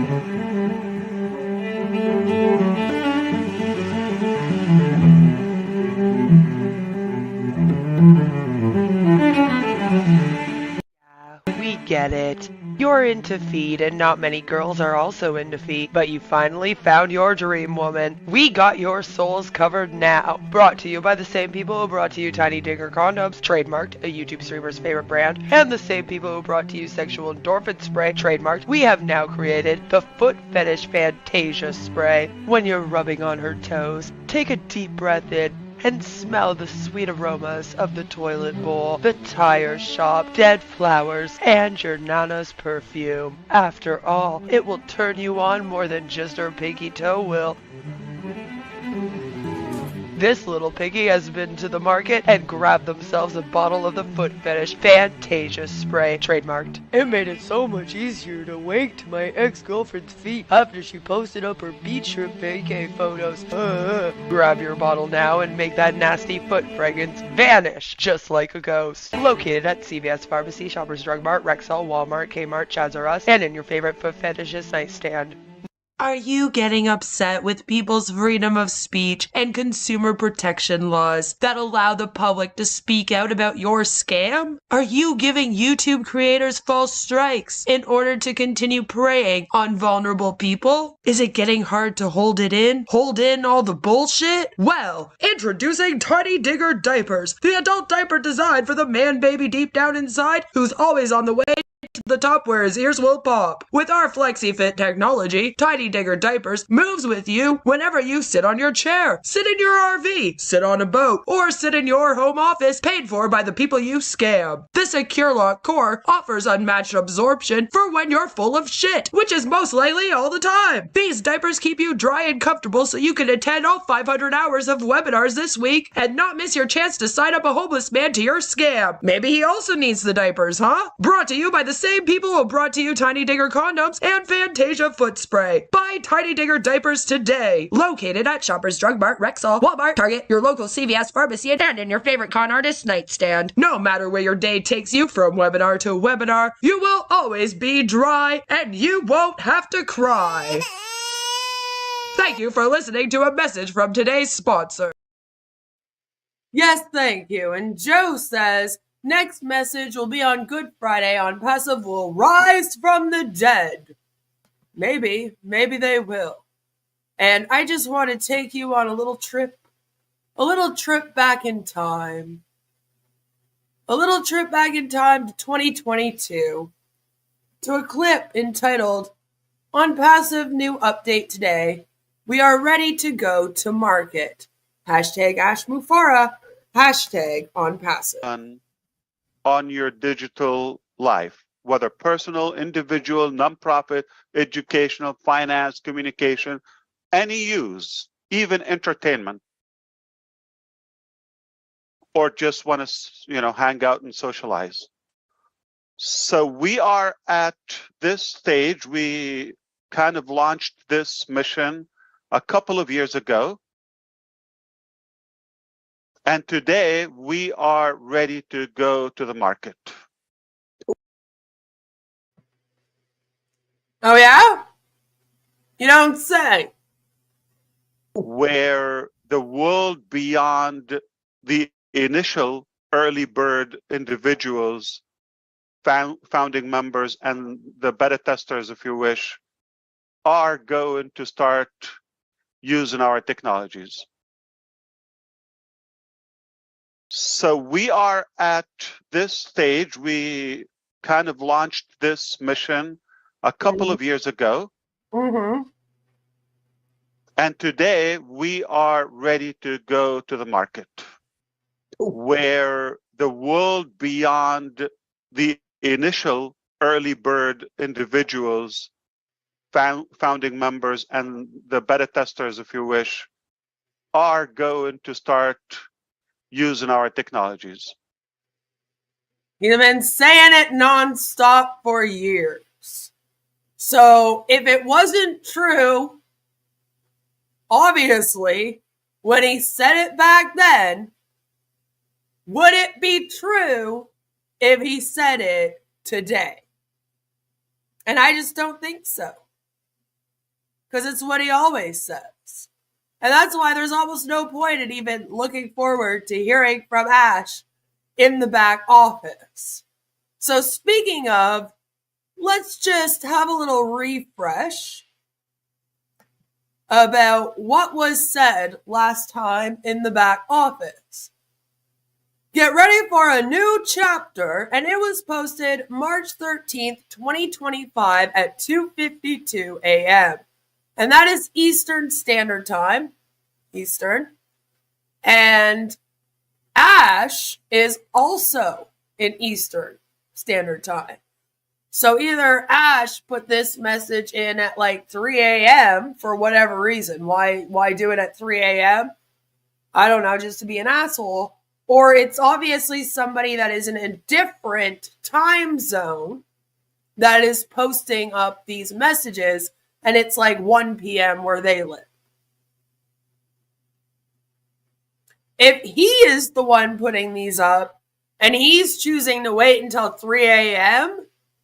while telling people to check it around the clock and not to miss out on the message, as if it'll like disappear or explode after they get it or something, like an Inspector Gadget, you know? Like, that's kind of cruel. Put it at a normal fucking time for people. Because you claim that this is a majorly U.S. company. So, I don't know why you do that. But what it said was, after decades of being in business, I grasped that success is impossible without drastic changes. And that we shouldn't hold on to the past. It won't help in moving forward. That's why it is sensible to expect a positive transformation. Obviously, by changing nothing, nothing changes. Yes, absolutely, change is inevitable, so embrace it. So, the theme this week seemed to be all about how we should embrace that change. Because the best is yet to come, without a doubt. What is coming is far better than what has gone.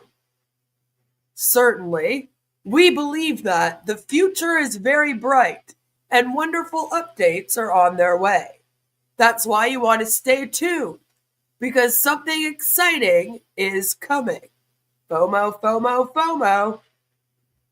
It is always expected that with many good updates, someone will try to twist things around and manipulate the situation. However, let's not get distracted by any nonsense. Rumors will always be rumors. We advise you to stay away from non-credible sources, which to them means anyone that is not in ONPASSIVE. Not only that, but now it means don't listen to anyone unless they're Marty, Chris, or one of the top, like, founder leaders, right? Like, from the leadership council. Otherwise, it's not a proper update. So now they're getting more specific with it. So if you're just a regular founder, you don't have a right to talk about what's going on. I don't know how you're supposed to tell the people you've got to join this thing to hold on, but I guess you're supposed to just do it in private, not on live streams. I don't know. We are aware that some alleged leaders are harassing our beloved family members. Now they said leaders. They're alleged leaders. So people within their scam. By promoting some garbage programs across our community. Remember, some of them have signed up for Vibe and other things in the meantime, right? To be clear, we do not endorse this baloney and meaningless gimmicks. Notice the spelling of baloney. It may look really familiar to you because it's the same misspelling that Marty Garmo does. So then I was like, is Marty doing these? In fact, we condemn these unethical acts. It is pathetic to see them taking advantage of our desperate people knowingly. They're like, we're the only ones allowed to do that. It's only serving a few and hurting the rest. Stay focused on the credible and productive actions and let us dream big together. It's possible. It's coming. Thank you. So that's what the last message in the OES said, and allegedly we're waiting for a new message in the OES. Can't wait. But the theme with the webinars over the last couple of weeks have really been about embracing changes. And I think that this clip of Andy Berks shows that the most. embracing change is something that we all have to do. I bet you guys didn't realize that Thomas Edison, over his lifetime, had created 1,093 patents, registered patents. That's something. But the interesting thing that I found about the mindset and the thought process of this particular gentleman was when he was asked, you failed 15,000 times on creating a light bulb, the guy said, no, actually, I found 15,000 ways that it didn't work. It's just, everything is a mindset. Everything has a thought process behind it. At the time of the light bulb being created, no such thing existed. You are not coming out with an innovative new product. You want to release your own version of products that are already available on the market. And then you seem to think that just because this company is run by Ash Mufareh, and you think that your selling point is that he has a heart, which is very easy to disprove, that will somehow get people to join this thing and want to buy those products instead from ONPASSIVE. You are not coming out with an invention that is going to help every single person see the light, because you're very blind. And what's happening with what we have and what Ash and his team have created is being morphed. Now, we've seen a glimpse of the future. We've seen a glimpse of what is possible. But we are likely to have our socks blown off. Oh, yeah? When he comes back to market, because the thing is, your socks weren't blown off by the first version of OConnect. They failed to tell you that when they could all buy the OConnect, not all of them jumped to buy it. And many of them were not impressed. That was like Ash giving you his best work. Because he's explained that those things could have changed quite substantially. Hi, Angel. We've seen a video conferencing platform, and we've seen some of these video conferencing platforms that were already on the market. You're kind of using them right now, right? It's funny how they're good enough to spread the word about ONPASSIVE, but then they won't be good enough after that, because ONPASSIVEs will be better. Hopefully, if they even make it. Suddenly have all these little extras added in. You go, I wonder where you got that from. That's interesting. Yeah.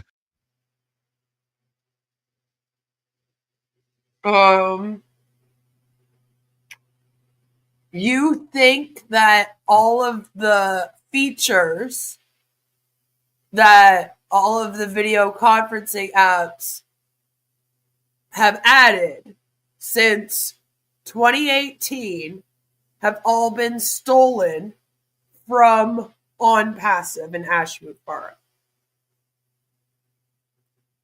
That's the story that they're going with. Still, I guess. We already knew that they were laying that down, but it's like, when they say it, it's still kind of jarring. It's like, you don't understand how stupid you fucking sound when you say that.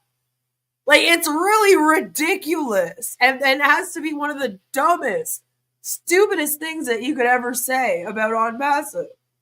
Is that, like, they don't even know that Ash exists.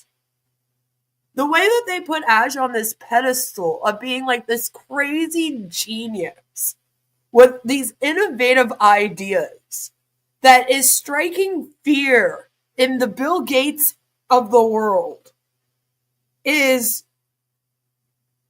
it's still, again, jarring. It's like I don't, every time I still get surprised by it. It's like, come on, Andy. Do you actually believe that? Do you actually believe it? Because you got one smug smile on your face after saying it. Like he said it, and then he was like, oh yeah, that was good, And I'm just like, you can't be serious. Do you think that the people that run these companies have the time to sift through 5 hours of Ash Mufarah's word salad to figure out what his alleged innovative ideas even are to steal them from him, Andy? See, they're actually making their products. That's why they have the products and Ash doesn't. Unlike you, they do work instead of just sitting on the internet all day long talking and watching people. Like, it's like, yeah, you caught them, Andy. They're all stealing it from Ash. Every single idea is stolen from Ash Mufarah when it comes to AI and the internet. You figured it out. You know, and the big corporate America, they all had a meeting, remember? And they were like, we got to stop this Ash guy. He's going to save humanity. We need to stop him from saving humanity. Which they still haven't explained to me why these other companies don't want humanity to be saved. If we all become millionaires, that means we pump more money into them too. I don't understand. I'm like, why would they stop that? Like, it's specifically to stop Ash. It just sounds so stupid. They're like, that Ash, he can't get out with those ideas. If you want to get rich, do the exact opposite of what Andy Berks tells you to do, pretty much, right? Pretty much.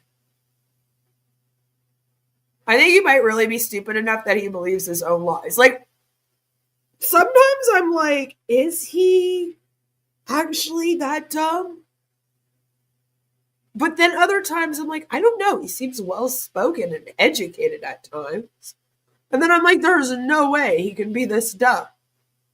But then I'm like, but there is a way he could be that brainwashed. And that's really sad.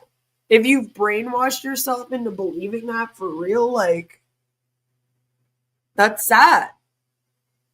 It's one thing to be this idiotic behind closed doors, but to publish it on the internet, man. Right? And the way he says it to her is like, where'd you get that from? All sassy like. Like, not you guys. Like, not Ash. So what are you talking about? What do you mean? I'm not stupid. I don't know if my chat agrees with you. I definitely don't. I beg to differ. I'll say it. I don't want to speak for everybody in my chat, but they don't. I don't think they think you're that intelligent, Andy. But the thing is, he's like, I figured it out, guys. They thought they pulled the wool over my eyes. And we're like, oh, fuck. Like, just face palming right now. in order to move forward, you have to embrace change. You have to see the vision. But what is the vision as we see it? And what is the vision to what Ash sees it? Because it's like... Vision or delusions? Hallucinations? At this point, I don't know anymore. If I give you an acorn, what do you see?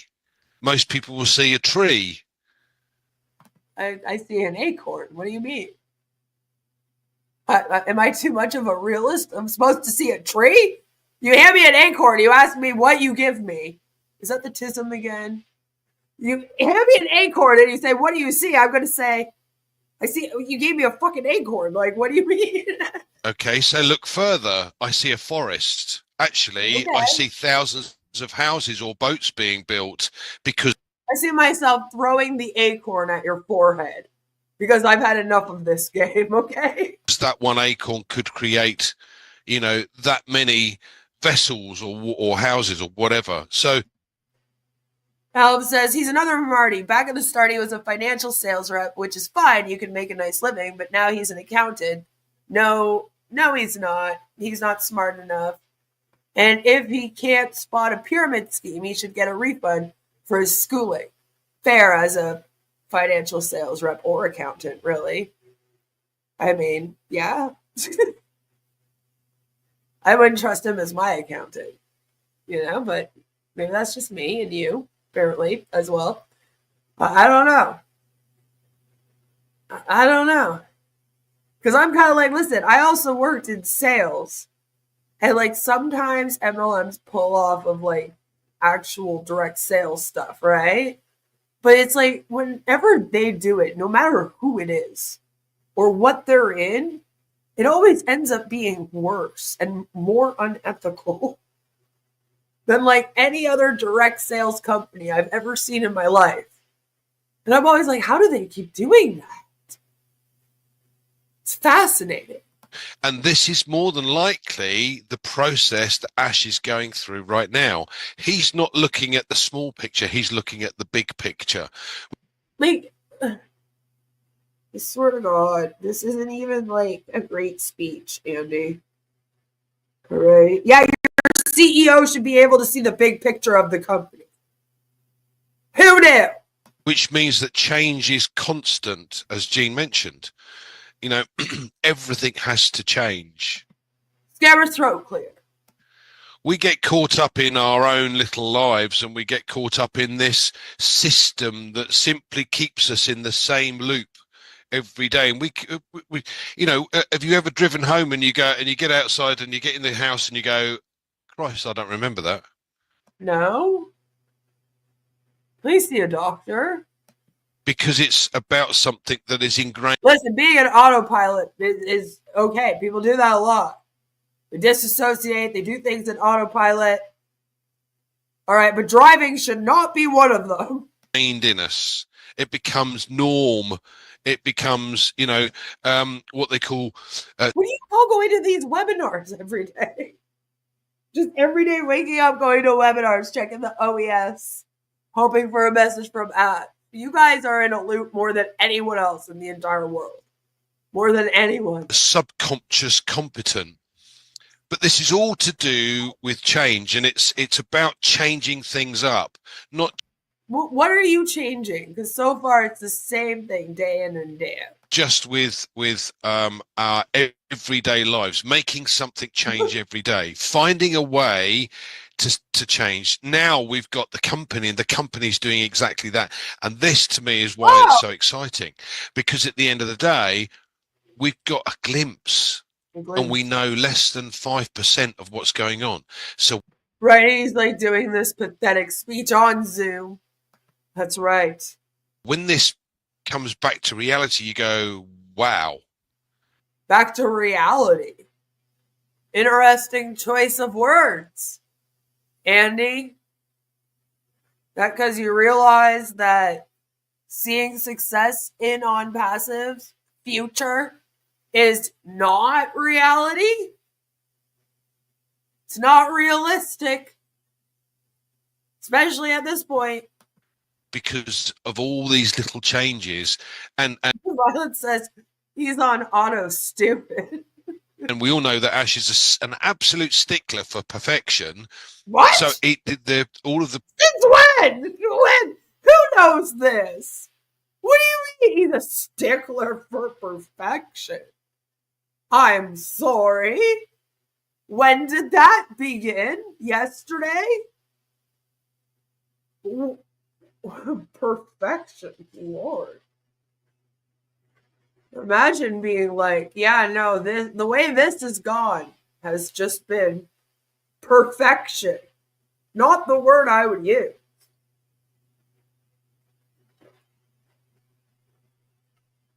Wow, Andy. You know, again, the damn pedestal they put him on. Products that we've seen before are likely to be in a totally different guise, and that to me is very exciting as well. But if it's exciting to us, what's it going to be like for customers? Oh my God, can you imagine?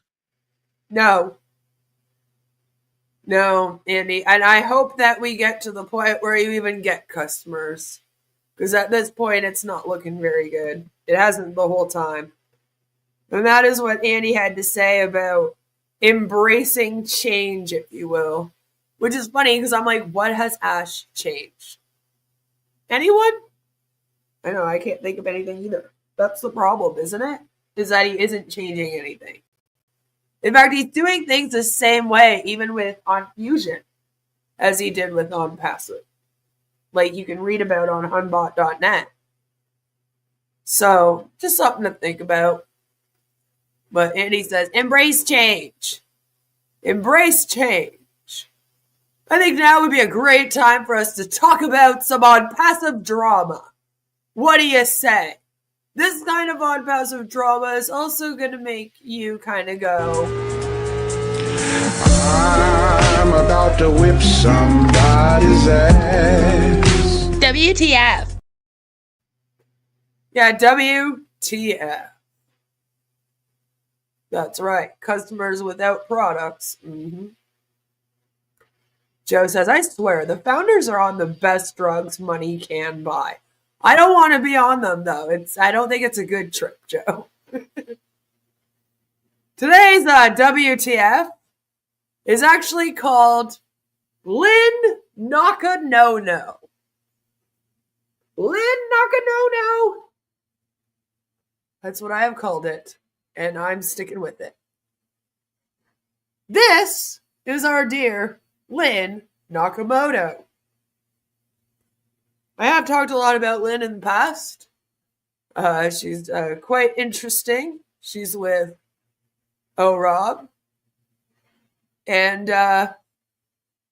according to her LinkedIn, she says, I enjoyed successful careers as an international student advisor in higher education and as a nationally certified sign language interpreter. I am a founder with OnPassive, a global information technology company. Poor Lynn. I'm glad, Violet. I'm glad you like these.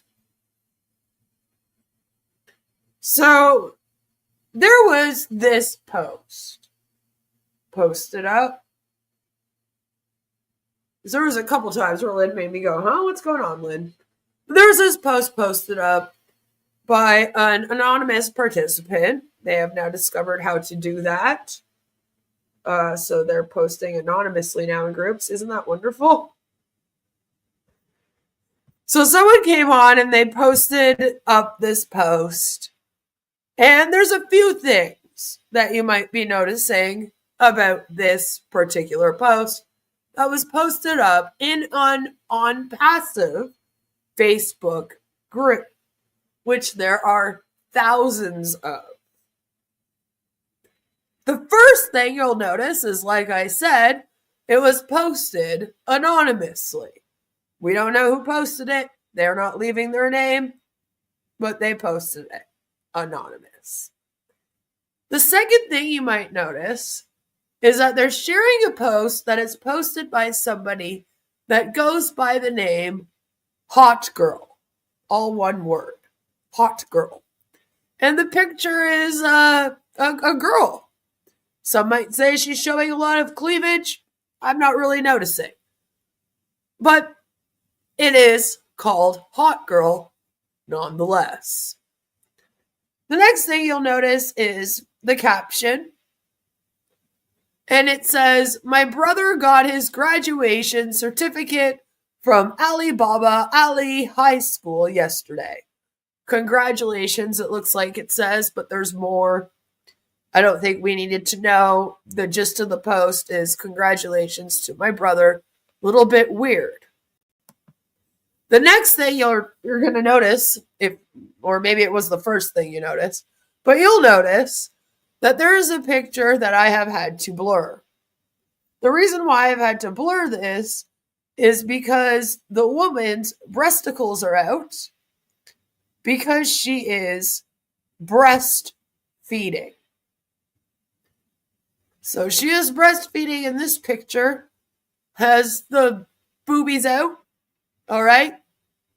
Not covered at all, which is fine, by the way. I have no problem with that. Free the nipple, all that jazz. I was a breastfeeding advocate back when I was pregnant and all that. So, all good. All good. But the thing is with these other things that I have pointed out, maybe the fact that there was a baby drinking from the tatas was not what was noticed, to be fair. Now, the question becomes, with this photo, of course, is this just a typical, usual breastfeeding picture, or is it corn? Because there is a bare-breasted woman in the picture, and like I said, some people might bring up it is Hot Girl posting it. She goes by Hot Girl, so I'm taking in the whole picture to decide. Now, the good news for you and me and everyone in my chat is that it's not up to any of us to decide. We are not the ones that decide such things. And we don't have to. Because this is not our group. We are not an admin of the group.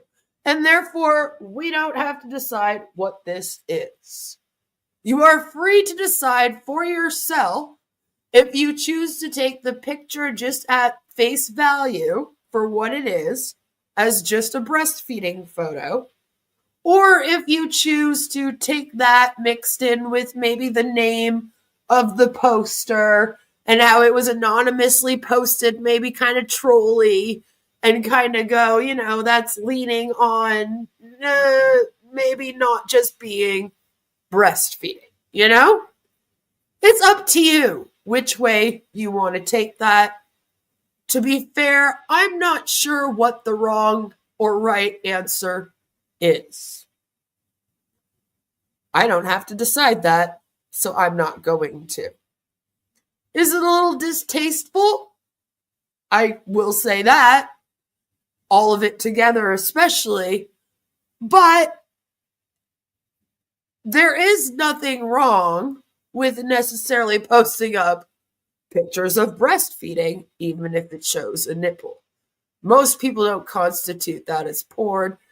And my understanding would be that if you did see this post as a bad post, you are most likely taking in the entirety of what I'm showing you on my screen here and not just the picture. Like Joe says, it's a little bit in the eyes of the beholder. Depends on how you decide to take in this information to decide what it is. Like I said, we don't have to decide. We don't have to decide because this isn't our group. It's not our responsibility. And all of the social media applications on here, they all have their own rules and regulations as well, and admins for them as well. And they also decide. Lynn here, though, she did make a decision. Lynn made a very, very clear decision in what she wanted that post to be. And so Lynn posted up in the same group that post was posted, which is the ONPASSIVE Nation 2.0 group. Lynn posted up in it and said, I suggest you admins check posts before you post them here. I see corn posts. Admins and moderators, change the settings so you screen posts before they are posted. And as you can see, there's some mixed reviews on her post. Apparently some people got angry at that.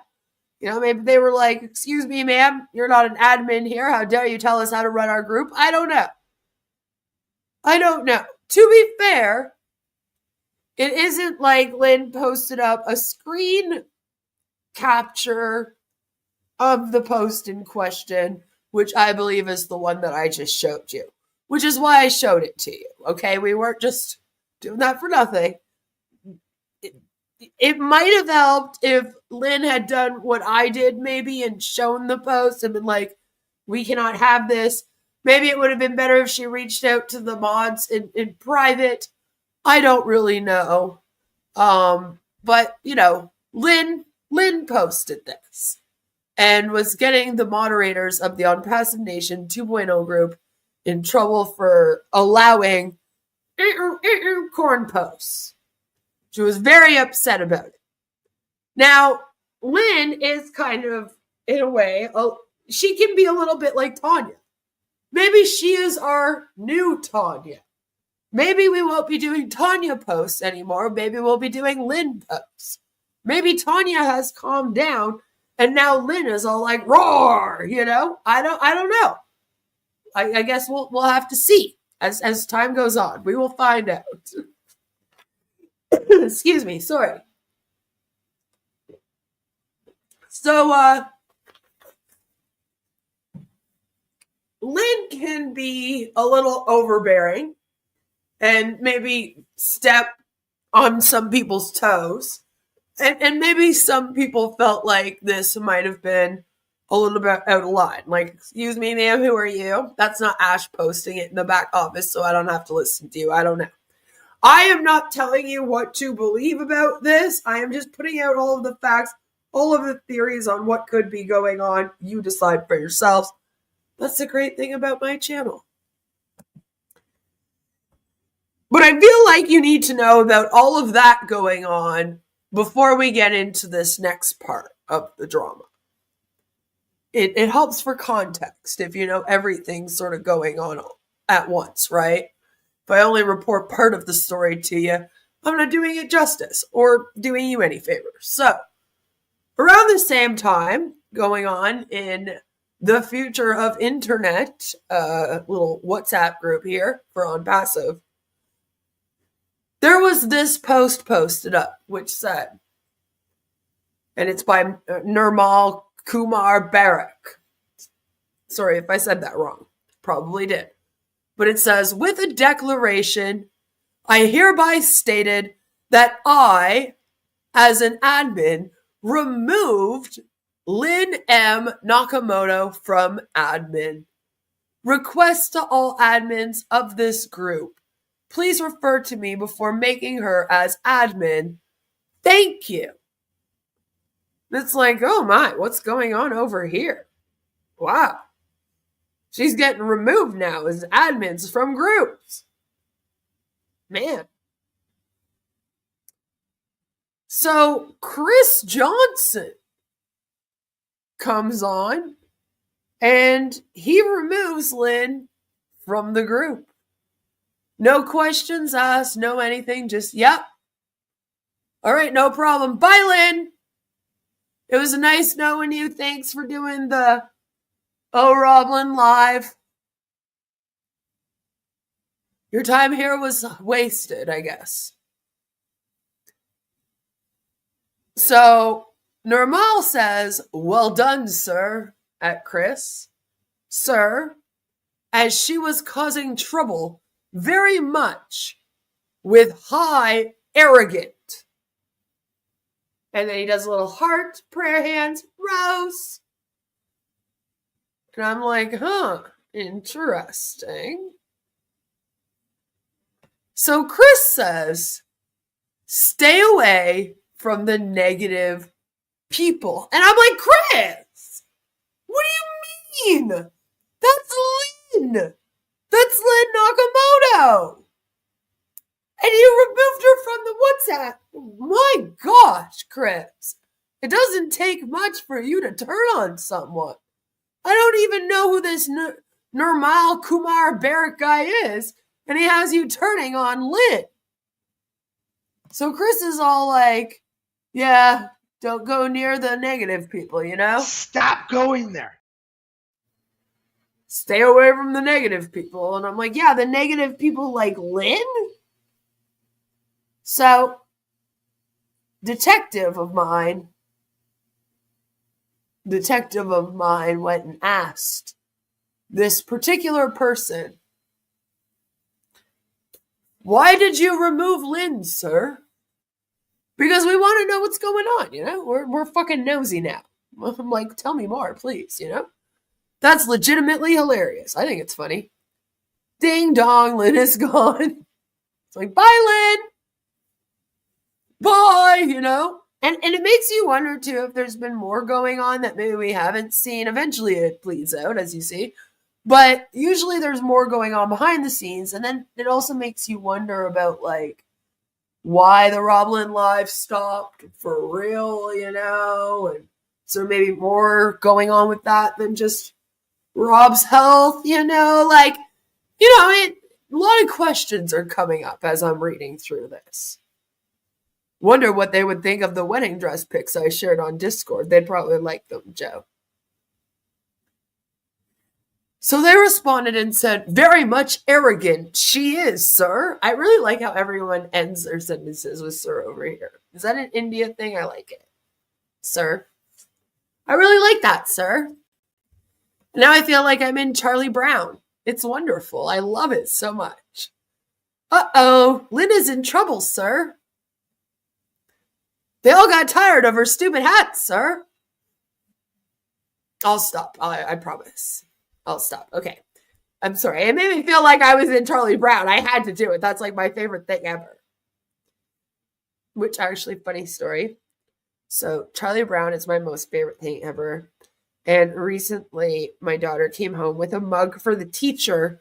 Because at the end of the year, we give gifts. And I guess she obviously got me one for Mother's Day, and it has Charlie Brown on it because I'm a very big fan. My family knows and gets me a lot of stuff to do with Charlie Brown, and she hid it up on her shelf in her room, and I ended up seeing it, and I was like, "Oh my god, this is so cool! I love this!" And she was like, "Oh, Mom, put it away. You're not supposed to see it."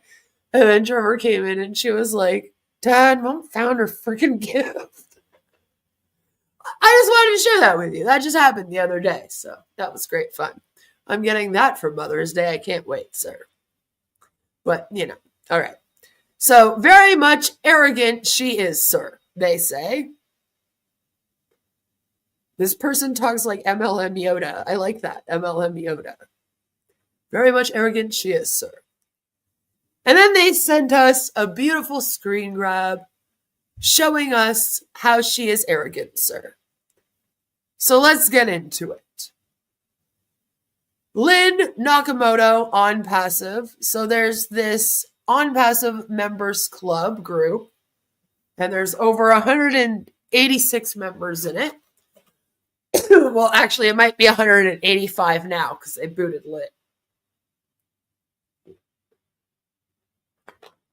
But, you know, like I feel like that's a decent size group for a WhatsApp group. I don't really do the WhatsApp thing, but that seems to be a pretty big group, you know, of ONPASSIVE people in there.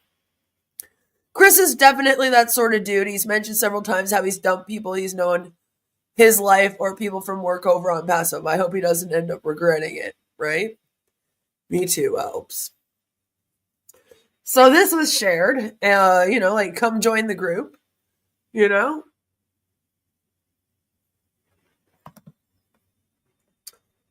And then the person in green is the person who sent us the screenshot. And then Lynn is the other messages that you will see. So they are like, come join this group. You are already community admin, ma'am. I'm not admin in that group. So they're saying, you know, come join the group. You're already an admin, but I'm not. So then Lynn responds and says, oh, okay, thanks. And they react with the little prayer hands.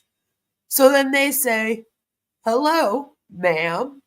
Which I don't know how long it's been. I'm assuming maybe the next day, the next evening. They say, hello, ma'am, to Lynn. What happened, ma'am?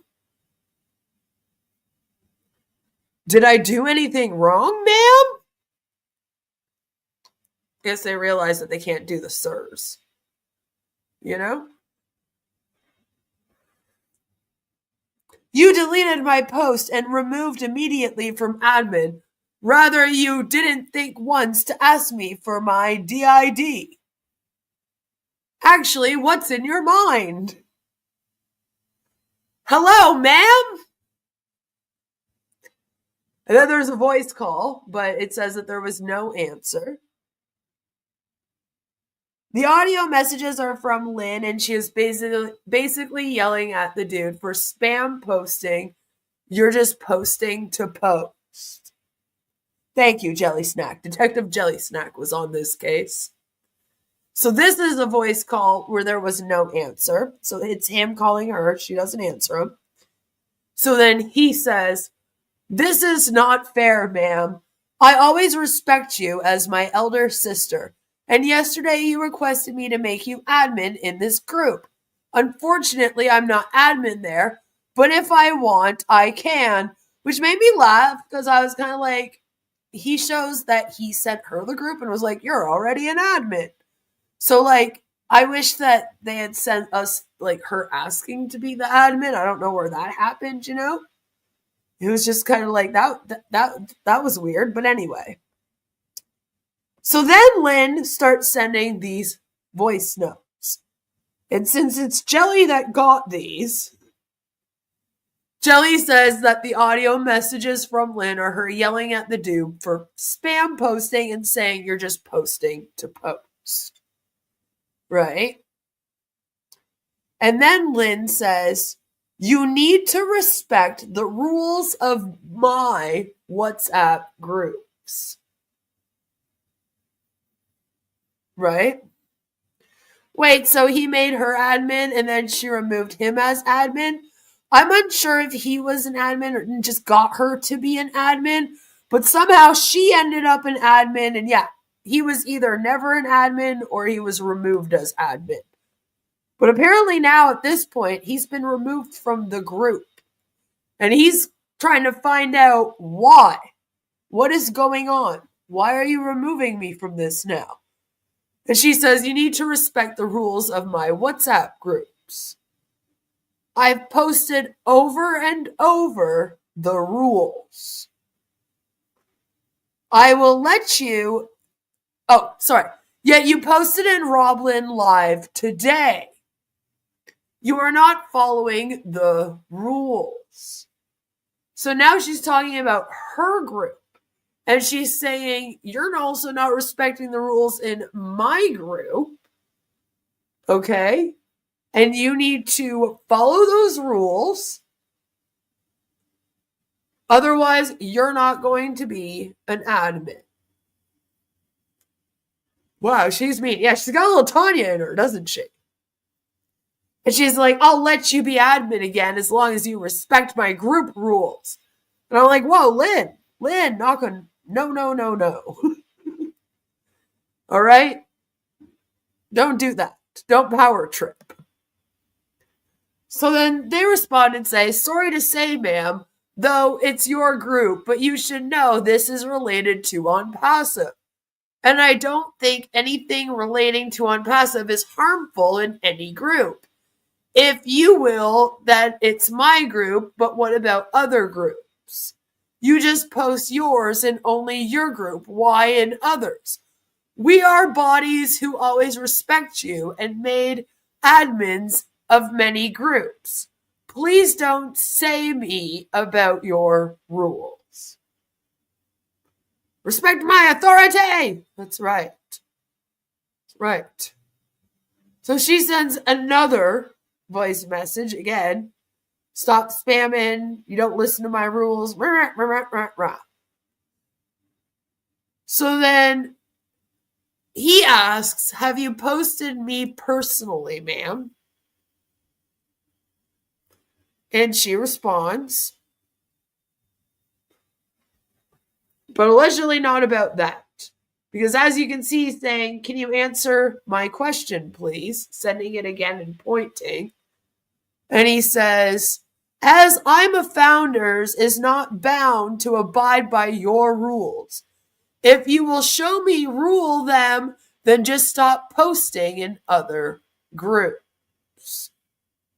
So it sounds like there was an argument with her power tripping in one group, which we may have just seen earlier. Remember at the start of this about the breastfeeding post there by Hot Girl.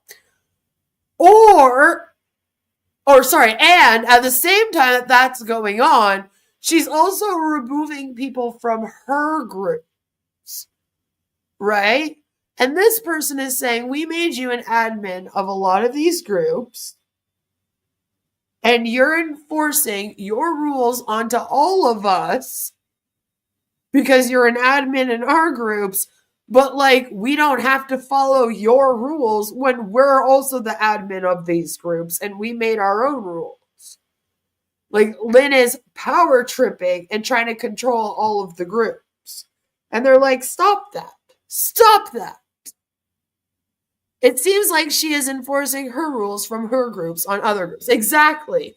And it might even be where she's asking to be an admin in these other groups. Now, I don't know if Lynn did that post about the breastfeeding post before or after this drama started with this person. But I'm assuming that it also has something to do with her going into that group as well and saying, hey, you admins have to do this. Because in Facebook groups or Reddit or anywhere, if you've ever seen the moderator of one of those spaces, they don't like it when you come in there and you question their authority or you tell them how to run their shit, right? So there was a little bit of that going on, it looked like. And it's like, yeah, well, she kind of did. Now, she might have had a good reason to. Because to be fair to Lynn, right? I showed you guys the post. What does that post have to do with ONPASSIVE? Like, we probably could have done without that one. You know what I mean? Especially that picture choice. Like, if we're talking about a technology business, like, it's like, why would we post about breastfeeding then? Like, it's, you know, so in Lynn's defense with that, she may not be wrong. Now, this may be kind of like a careful how you go about it sort of thing as well, right? But she has no reason to then power trip on people or to be like, oh, well, if you're not going to listen to my rules in your group, then I'm going to unmod you from my group. It seems like Lynn is getting a little carried away, you know? Getting a little carried away. Dare I say it? She's worse than Tanya. Maybe. I'd want to start spamming her groups with breast photos out of spite. And this is what I mean is I'm kind of like, and also Lynn, you have to kind of, because like breastfeeding is not corno. I hope you know that. I hope most people know that, you know? But if, you know, at the same time, I can also see how maybe you don't want a picture of breastfeeding with breasts hanging out in a group that is dedicated to an AI business. You know what I'm saying? Like, there's a lot of context going on here that I feel like had to be added to this conversation as you're seeing now why I brought everything up. Like there's just a lot going on here and a lot of like back and forth and people power tripping over who's admitting what and what rules we listen to. And I'm not really sure who's right or wrong because they all kind of make some great points, you know? I'm saying you can do whatever you want in the WhatsApp groups. I don't control your behavior, right? But since you are in Roblin Live groups, those are my groups. I created those groups.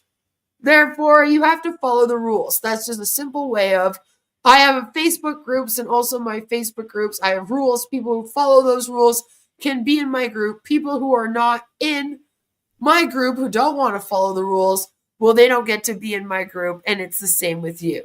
Nirma, goodbye. Thank you, Jelly, for telling me what those messages were. You know?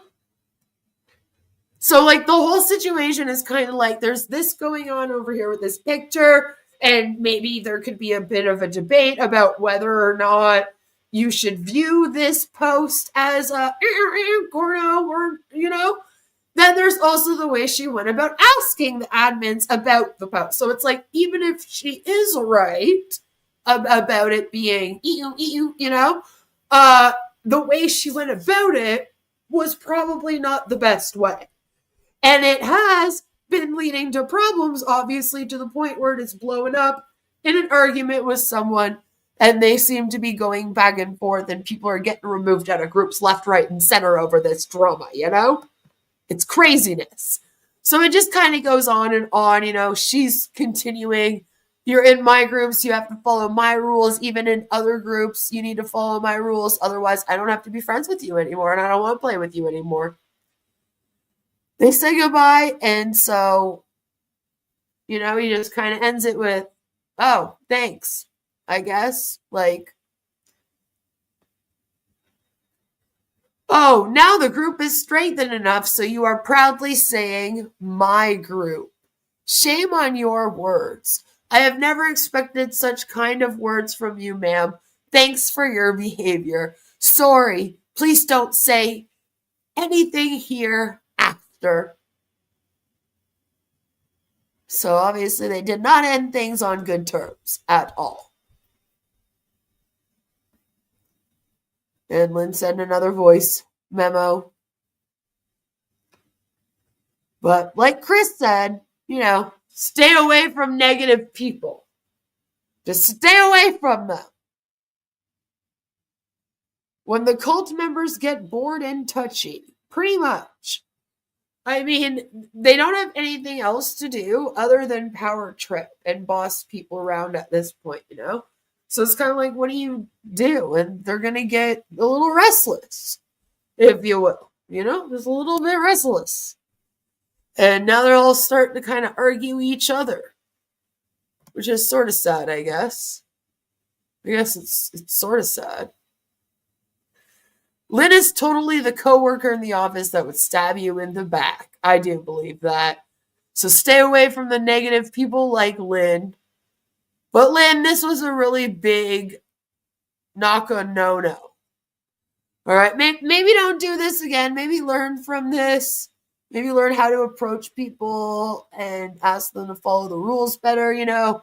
Maybe talk to Tanya. I feel like she may have learned from us covering her experiences. Maybe she can teach you something. I don't really know. But that is it for this week's. I'm about to whip somebody's ass. WTF. That's right. Queen of crime, now hitting the stream. Fresh content daily, call it the dream. Wear my shirts, be part of the theme. Merch so dope, feels like a meme. Hoodies and caps, designs got flair. Reppin' my channel, you show you care. Support the hustle, no millionaires. Queen of karma, yo, everywhere. Buy my merch, yo, help me grow. Every purchase gives me mo. Streams and vids, you in the flow. Rock the gear, let the world know. Pins and patches, sticker packs tight. Queens on the grind, working day and night. Coffee mugs, live streams, join the fight. Support the dream, keep it in sight. Buy my merch, yo, help me grow. Every purchase gives me mo. Streams and vids, you in the flow. Rock the gear, let the world know.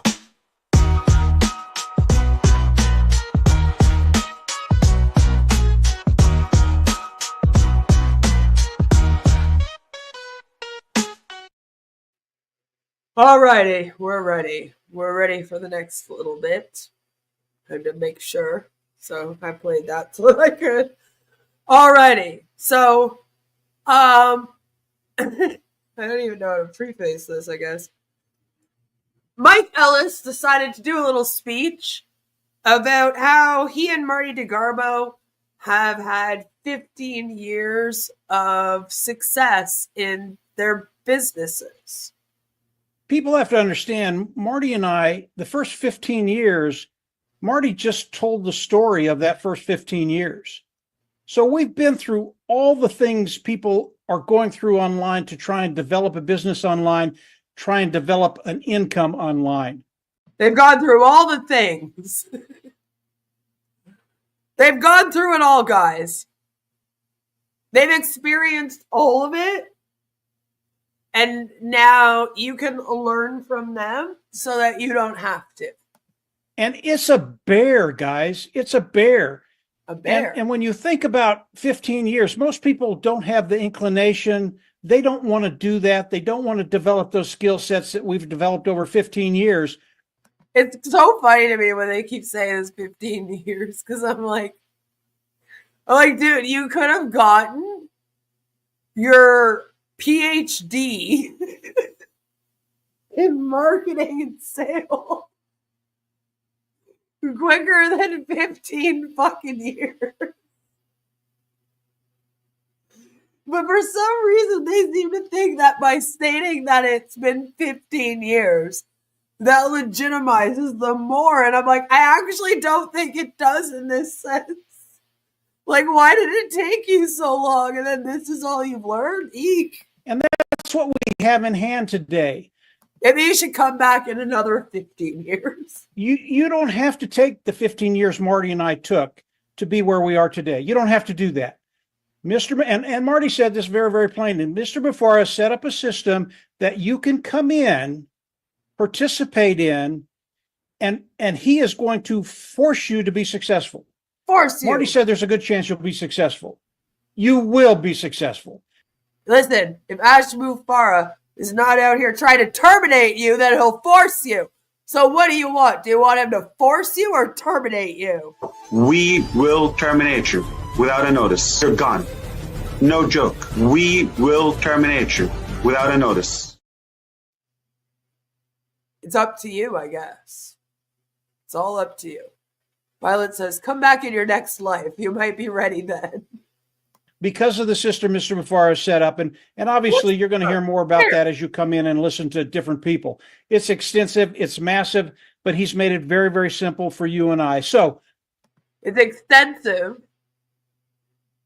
and massive and simple.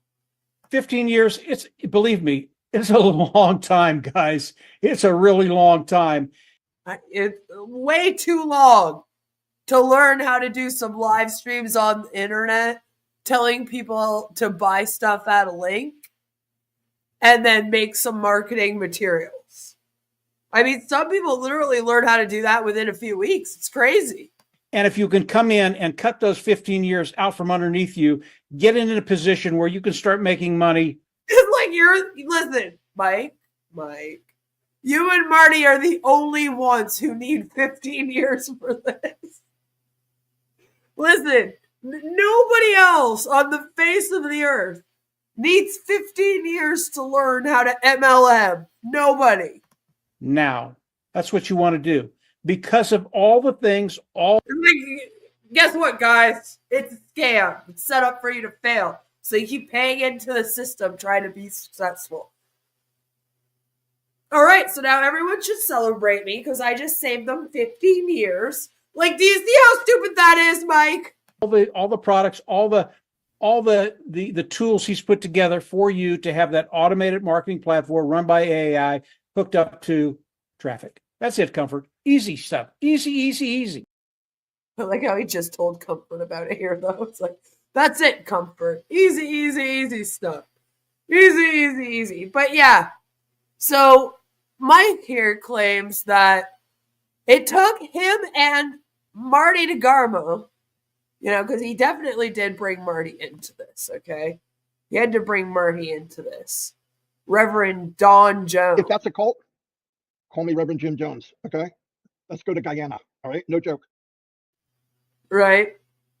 Took him and Marty 15 years to learn all of the stuff that they know right now, today, sitting before you in ONPASSIVE as the marketing and sales gurus that you see before you.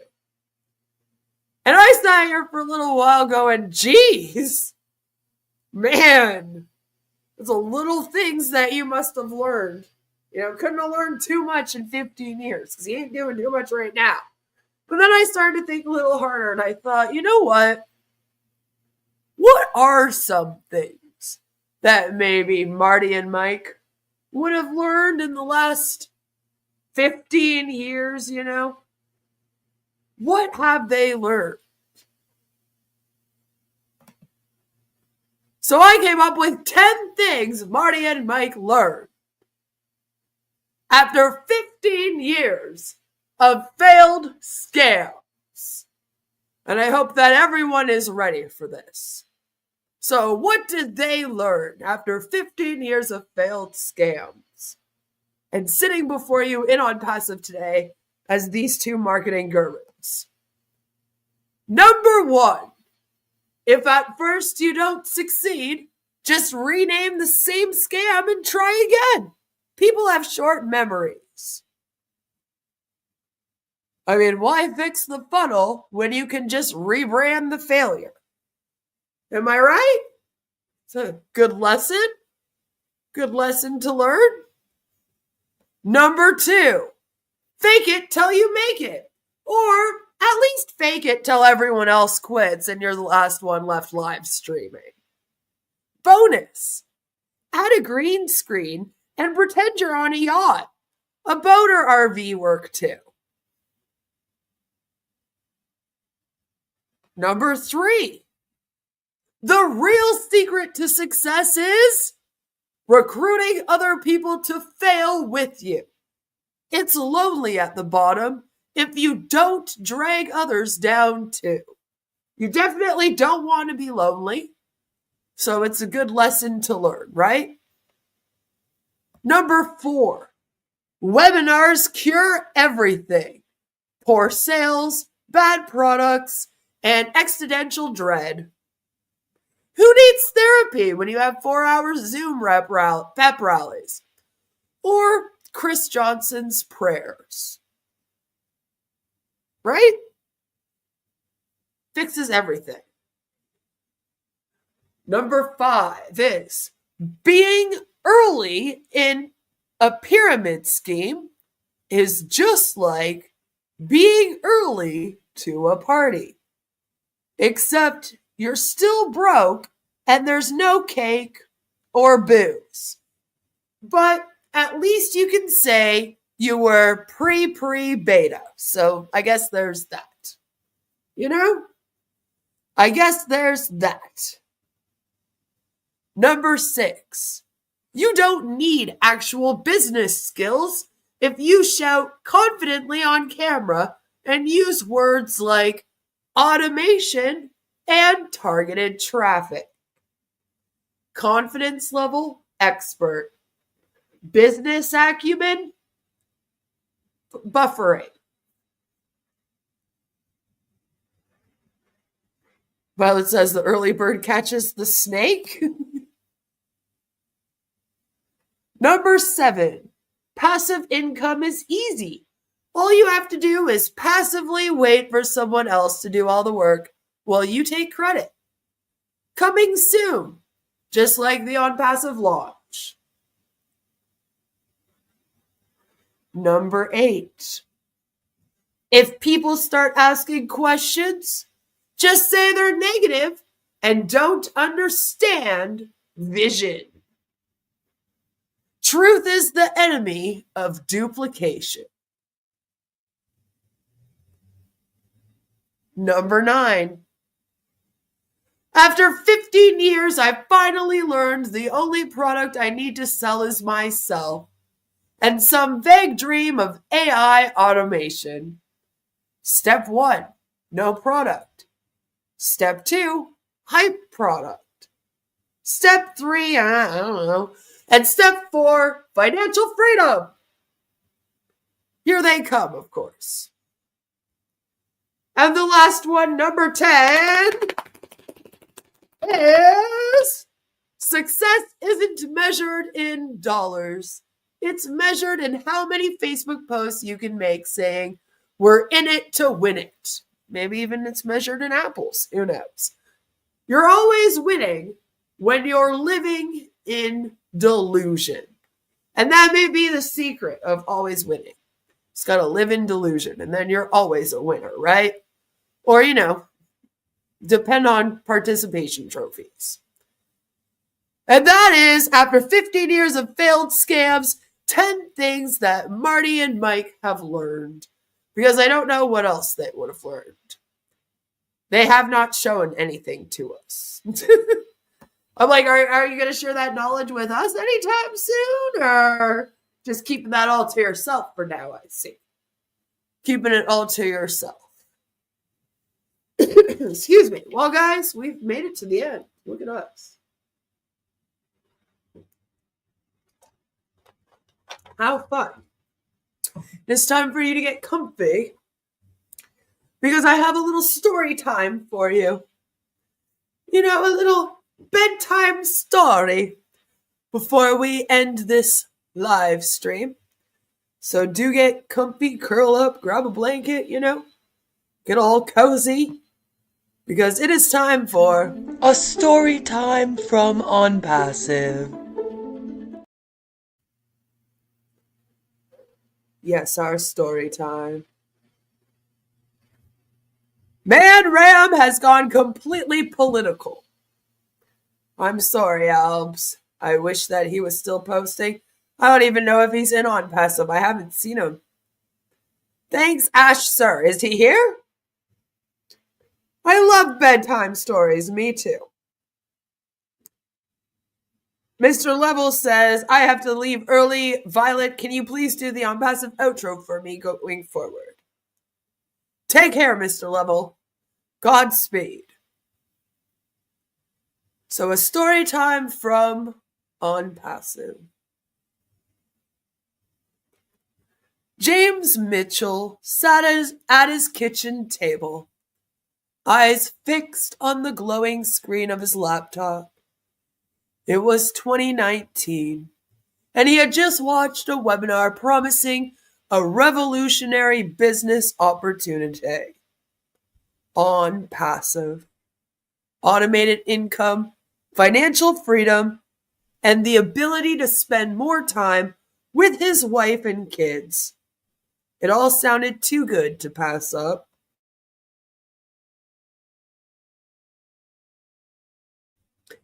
He had always dreamed of more. More time with his family. More vacations. More security for the future. His job as an office manager paid the bills, but it was mundane. And no matter how hard he worked, the promotions never came. ONPASSIVE seemed like the answer. A way to break free from the daily grind and build a legacy for his children. The $97 fee was a small price to pay for a life-changing opportunity. The first few months were exciting. James logged into the back office daily, absorbing updates from Ash Mufareh, the charismatic CEO. He joined Facebook groups where thousands of other O-founders shared their enthusiasm. They encouraged each other, calling themselves visionaries, pioneers of an AI-driven revolution. James even convinced his brother-in-law to sign up. In 2020, ONPASSIVE promised that the launch was just around the corner. We are in it to win it, they said. The wait didn't bother James at first. Great things took time, after all. He imagined himself quitting his job, taking his family to Disney World, and paying off the mortgage. By 2021, doubt started creeping in. The launch kept getting postponed. The promised AI-driven ecosystem was nowhere to be seen. But James held on to hope. Every webinar reassured him that they were 99% done, that the delays were for a reason. His wife, Sarah, was less convinced. Are you sure this is real, James? She asked one night. It's been 2 years. They wouldn't keep doing webinars if it was fake, he responded. though uncertainty gnawed at him. By 2022, frustration replaced excitement. He had spent countless hours defending ONPASSIVE in online debates, shunning skeptics who called it a scam. But deep down, he couldn't ignore the red flags. Ash was still vague, still promising the same things with no proof. The AI, nowhere to be found. The launch, always soon. In 2023, Sarah gave him an ultimatum. James, you need to move on. You've spent 4 years waiting for something that's never coming. James finally faced reality. He wasn't an entrepreneur. He was a victim. ONPASSIVE had stolen years of his life, filling his mind with empty promises. His dreams of financial freedom had faded into a painful lesson. Now, in 2024, James sat at the same kitchen table where it all began, staring at the same laptop screen. The webinars still played, the same promises still echoed, but he no longer felt hope, only exhaustion. His children had grown, his wife had stopped asking about ONPASSIVE, and life had quietly passed him by while he had waited for a miracle that never came. He closed his laptop with a sigh, staring off into space. He had spent years chasing a dream that had never been real. Then his phone buzzed. A message from an old friend he hadn't spoken to in years. Hey James, hope you're doing well. I just found something amazing. It's a ground floor opportunity, just like ONPASSIVE. You won't believe how much money people are making already. Let me know if you want in. James stared at the message, his finger hovering over the reply button. He exhaled slowly, then deleted the message. For the first time in years, he made the right choice and got his life back. From that moment on, he really was in it to win it. And that is a story time from ONPASSIVE. Which, as Serene says, is a sad reality for the vulnerable majority. And that is what the story is of ONPASSIVE for most people. That is what it will end up being. And it's going to suck. And it's really hard to come to terms with the fact that you were wrong about this. I know, I've been there twice. And it does suck to be like, yeah, I was promoting this thing. I told all of you guys about it. I was really excited for it. But no, actually, it's not a good thing I found out. It's a hard thing to do, but I promise you, it's a lot better than holding on to this. Holding on to this thing that keeps lagging on, keeps hurting you, and keeps wasting your time. Let it go. It is time to do just that. Hope it wasn't too depressing, though, because that's all I've got for you guys today. I wrote that story myself. I know. It should win an award. It's amazing, isn't it? But I hope that you guys enjoyed that. They aren't really posting as much as they have in the past. Things at ONPASSIVE are kind of slowing down. They are starting to lose their momentum there. I mean, it is what it is. And I feel like that's very much why this week their new thing is like, Ash is about to tell us something in the back office. It's like they know that they have to tell the O founders that they're going to make contact with Ash in order to keep them motivated and keep them in this thing. So it's kind of funny. We're watching them sort of do that as much as possible, you know? And I guess we'll just have to see. We'll just have to see what happens again with the settlement. We'll have to see what happens with, Roblin. I guess we're going to get Roblin live back. I don't know. I was also surprised to see Chris remove her from the thing, but that's kind of where they are now. They're very much turning on each other. It is part of the life cycle of a cult. It is something that was going to happen. It's happening a lot more now because, again, they're bored. They have nothing to do, and it's almost like they need something. Like they're making up that the back office is running more smoothly. Okay, they're like hallucinating it because they're so desperate. And it's a little sad, but again, it is what it is. And these guys are going to need somewhere to go and a soft place to fall when this thing does crumble. And all I ask you guys to start, really thinking of doing is opening up this community with me to people who do see the light and want a community and a place where they don't have obligations and they can maybe come and hang out and still have a community and a fun place to be, That's kind of what we're concentrating on doing now as we continue to make content speaking out about these cults. Thank you so much for spending another FriYAY with my Sayers of Nay with me. I am very, very happy that we finally figured out all the issues and everything. I would have been kind of upset if I didn't get to stream. It's been a long time, and I was looking forward to it. I've missed you guys. And now that I am doing a little bit better, there are still going to be a video out on the next, is it 2 or 3 Mondays? I'll have to check. And then we'll be going back to live streams on Mondays.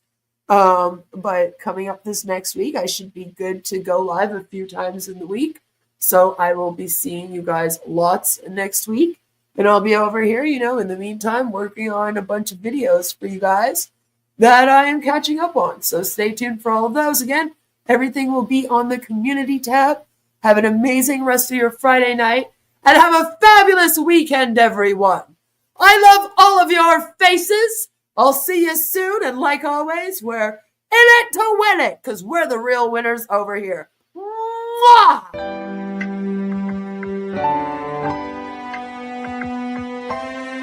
My name is Ash Mufara, and I'm your friend.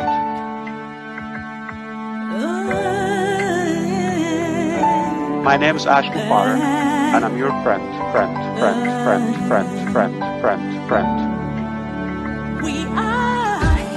I'm Mike Ellis, by the way.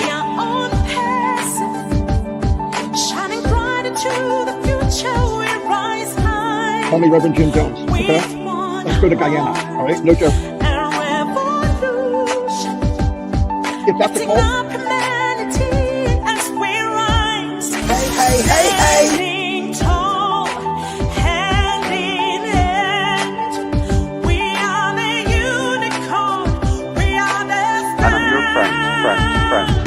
Friend.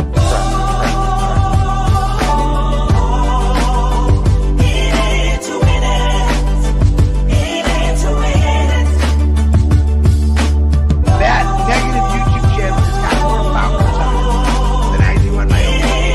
And it breaks my heart. And I'm your friend.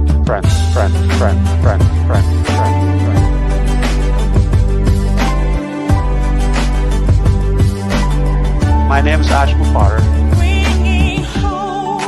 If you're rude, if you've been doubting or spying, or we know who you are. Stop going there. She wants to be the first to make us look silly. Yeah, Queen of Karma's on there asking for a debate. That's the lady I brought on. Her debate was 3-minute Ash. And another Queen of Karma asking about why don't we answer the question about religion. I think we've answered that over and over again. I've been answering them all more than one. It's not the answer you want, but Call me Reverend Jim Jones, okay? Let's go to Guyana, all right? No joke. All right, this is a great way to start your day. Come here and tune into crazy and talking about their experiences.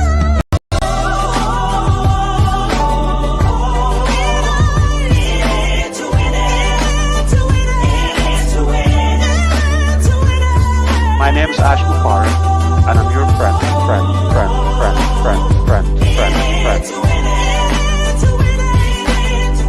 I'm Mike Ellis, by the way.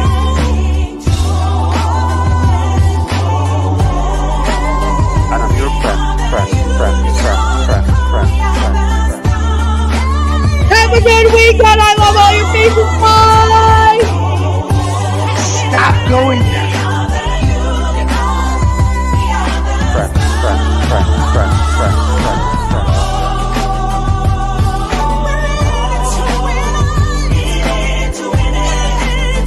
That negative BG kid has got more followers on it than I do on my BG. It breaks my heart. And I'm your friend.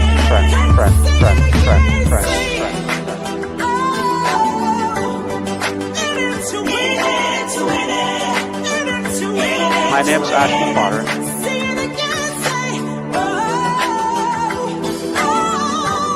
Stop going there. Yeah, Queen of Karma's on there. My name is Ash Mufar. And I'm your friend. I love all your faces. Bye. Let's go to Guyana.